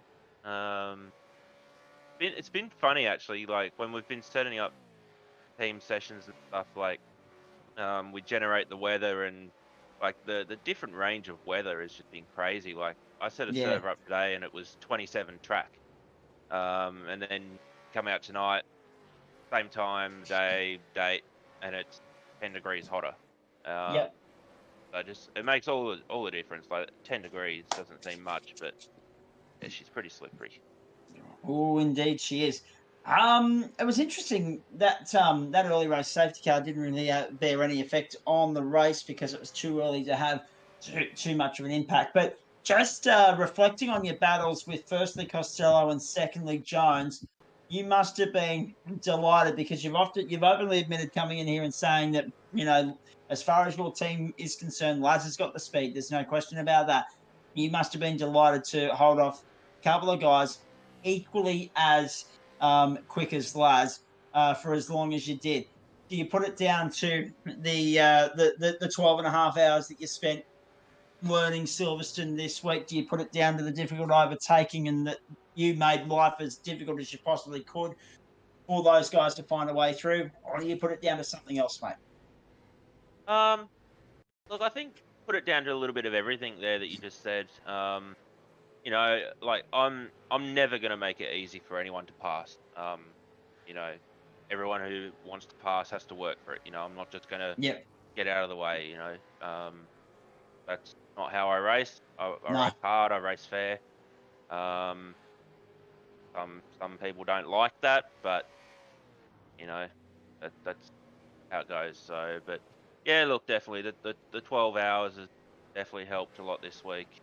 Yeah, and I'm just starting to feel comfortable. Like I remember, I think it was either you or Kisby last week, like with the soft drink. It's making the head feel that little bit clearer. Good, mate. So, and slowly getting a couple of good results here and there, and it's making me feel more confident in the car each week. Very nice to hear. Quickly, final thoughts from Laz and yourself as we look towards Road America. And Laz, with potentially one, maybe two fingers on the title. It's one of my favorite tracks, so I'll definitely be gunning for it. That's for sure. Excellent. Road Atlanta. Cannot wait for it next week. Alex, your thoughts quickly? Yeah, again, another favourite of mine for sure. So, yeah, looking for a good result next week. If you're just joining us, don't adjust your sets, don't adjust your dials. We are going to get you out of here 10 minutes early. I was asked for 30. I had to compromise because there was just too much to try and dissect tonight there, and I compromised by just talking longer as I usually do anyway. So there wasn't any conversation ended to on that. It was just how it happened. Boys, please and thank yous for your sponsors before we rock and roll out of here. Yeah. Oh, you want to go first? Yeah, I'll go. So as always, Racing with Autism Australia, all sorts of disability services, SimShed Broadcasting, Nationwide Technology Services, Goodyear Auto Care Arana, Dragon RC, DSL Welding, Abruzzi Simware, VR Cover, Cars for Hope, Blue Stampede Labour Hire, Gary Bradshaw from New Zealand for watching every week, all the teammates from SimShed Broadcasting, Aaron, engineer, and also my family. Laz? Yeah, for me, SimShed Broadcasting, Nationwide Technology Systems, Goodyear Auto Care Verona, Dragon RC, DSL Welding Services, Abruzzi Australia, VR Covers, Cars for Hope, Racing for Autism Australia, Blue Stampede Labour Hire, and all the teammates for keep pushing us every week. Well done, boys. Fantastic. As far as SimShed Broadcasting is concerned, thank these great people. Goodyear Auto Care Rana, Blue Stampede Labour Hire, Abruzzi Raceware, Coghlan Engineering, and also Nationwide Technology Systems, Racecraft Simulations, Hybrid Racing Simulations, TJM Parramatta, Dragon RC and Abruzzi, Track Cams for Gourmet, Melbourne Hydrographics Depot, and anyone else that I may have forgotten along the way. I hope I haven't, because all those great people make what we do so much easier to do. Chris Kisby, And we'll have a look at the... Actually, well, there you go. We're actually going to probably stretch this out to 25 past 10 now, folks, because there's the championship standings are coming up on the screen for you as we rock and roll out of here. And we'll get some final comments from Chris Kisby. Last of Leonage now. This is all preliminary until, of course, all the buttons are pushed. No bonus points for anyone tonight except for pole position, of course. Last of Leonage, 102 points the advantage over Alex Court, who has 24 now over Cameron Jones. So Jones was able to claw a couple back tonight. Cracking, fascinating scrap for second coming up over the last 4 weeks of this championship. Rainer Costello into fourth now. Oh, I can't wait to see how count back and drop rounds factor into this equation here. Ben Morris rounds out the top 5 after a good showing tonight. Consistency's been the key to his season. Blake Urquhart, Alan Dawson, Robert Crisdale, Sean McNamara, and Craig Schultz make up the top 10 there. We'll let the points keep rolling up your screen there. Am I getting a message through my ear at the moment, or am I good to keep going, JP? Sorry. Okay, sorry. I thought it was. I thought there was a message coming through, but it must have been someone else. That's okay. They're the unofficial results as far as the championship is concerned. They'll keep rolling. Chris Kisby, before we rock and roll out of here, mate, final comment from you. Gut wrenching for Alex. It's happened to the best of them, no doubt about that. Great from Rainer Costello. That's one way to bounce back after a school camp. I think, as I said, I think he'll want to go on a school camp every week now, because every week he comes back with a vengeance and clears out. And good old trusty, reliable lad still finds a way under the podium on what was not the A+ standard that we expect from him each and every week. Kisby, yeah? Yep, did I No. hear? Yep. Yeah, I've got you. Sorry, I couldn't hear you, mate. I thought yeah, what a cracking race. Yeah, I thought I'd lost myself too, but never mind. Yeah, what a cracking race. Congratulations to all the ones on the podium there. We discussed it through the race there. What a cracking effort from Alex, and it's been getting better and better and better. But driver of the night, I'm going to have to stick with the way that I went. And even though Runaway Rainer got his thing there, we had Alex and Cameron fighting it out all the way through the back end there. And it was a cracking race. Really exciting to watch. I learned a few things on how to defensively drive and to how aggressively attack. And I thank the boys for that. But my one for tonight, as I said there, if Cameron got in front of Alex, he's going to get it. And so he's got it tonight. So cracking stuff from all of you. Thank you very much. It was most enjoyable to watch. Most enjoyable to work alongside you again, as per usual, mate, each and every Tuesday night. Look forward to seeing you next week. Thank you. Mm-hmm. And enjoy the Apple Isle and the winter climate. Yes, I'm back home now, mate. Back up. I don't have you tomorrow, do I? Not tomorrow night. No, mate, no. I'm going out for a lovely dinner with the family, making the most of it while I'm down south. I too. You may have actually, for those of you tuning into SimShed Broadcasting, wondering why does Zach sound a little bit crackly or whatever the case may be tonight. I'm not on my usual broadcast setup. I'm on the OB kit, the kit that I take on the road. I'm in New South Wales at the moment from an event at Sydney Motorsport Park that I'm going to quickly plug this weekend in just a moment. Let's look ahead as far as SimShed Broadcasting is concerned. And with thanks to the Gentlemen's Sim Racing Club, as Chris Kisby was mentioning there, for allowing me to have tomorrow night off to go out and have dinner with the family, because we've had Mother's Day last Sunday, a birthday next Wednesday, and then a birthday in the first week of June. So a lot to try and tick off as far as boxes are concerned in the Capen household at the moment. Tuesday nights are when we do the nationwide Technology Systems V8 SuperSeries, 8:20 Australian Eastern Standard Time, right at Atlanta, the next stop. That's round 14. Round 13 of the Goodyear V8 T2E Series for Auto Carolina tomorrow night from 8:20 Australian Eastern Standard Time. Matt Davis back in the booth for that. Andrew Collins or Pete will be alongside him. Looking forward to that. That is Wednesday Night Motorsport round 13 and looking forward to it. Saturday night, Weekend Warriors Cup car racing. No idea where they're at this week. It'll be an oval of some description. And it is 7:30 Australian Eastern Standard Time. Saturday night, whilst I'm broadcasting an event in the real world. So what you should do Saturday night, ladies and gentlemen, what I normally suggest you do when the big sporting events come to town, you need to put the Weekend Warriors on one screen and you need to put Glenline TV's coverage of the Sydney 300, which is grassroots endurance motorsport of the best variety, on a big screen, and tune in. Will Hagan and Gary O'Brien alongside me in commentary as we bring you The second running of the Sydney 300, but I've been crunching the numbers all week. 44 cars lining up for that race, which is the biggest race of its type at the grassroots level, sanctioned by the Australian Autosport Alliance in 5 years. And it's going to be absolutely fantastic. Live commercial-free coverage Saturday night. As I said, Will Hagan, the great doyen of Australian motorsport commentary, with me in commentary, as well as Auto Action's Gary O'Brien. I'm so excited to be going and doing a real-world event and working for people that appreciate the service that trackside commentary and live stream commentary provides, and all being fair and equal, and I don't run out of a voice. I'm back in the booth next Monday night for Gentlemen's and back in the booth next Tuesday night for Sim Shed, because the racing in the sim world just rolls on each and every week. 4 rounds to go, 4 different countries, 4 completely different circuits. Right later than Spa, then Brands Hatch on the Grand Prix course, then we finish with the Holy Grail, the Mecca. So what have we got? We got 2 6+ kilometre courses to come in the last 4 weeks of the championship. A lot of business to sort through in the next 4 weeks. But in round 13, it was lucky for some. I said it would be at the top. It was lucky for Raina Costello. So we've greatly enjoyed it. We hope you have at home as well. On behalf of Chris Kisby, JP, and the entire crew here, the FORDs are back on top.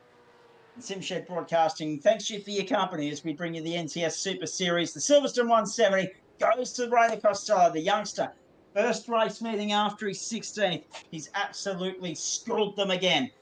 And no doubt he'll be looking to do more of the same next week when we get over to America for the final American stop of the championship. Lassif Leonage has one finger on the championship, and Alex Court still grasping to second or clinging to second at the moment. But Cameron Jones wants something of that, and he has something to say about it over the next 4 weeks. The battle for second and third, fascinating, must-watch viewing each and every Tuesday night. Continue to enjoy the great motorsport on SimShed Broadcasting. Notes most notably headlined by the NTS Super Series. We look forward to your company next Tuesday night, and of course the boys look forward to your company the rest of the week, Wednesday and Saturday as well. Until next time, on behalf of the entire team from the New South Wales Hunter Valley, where I hope the OB kit worked nicely for you, we'll say good night and look forward to your company again next Tuesday. Until then, bye for now.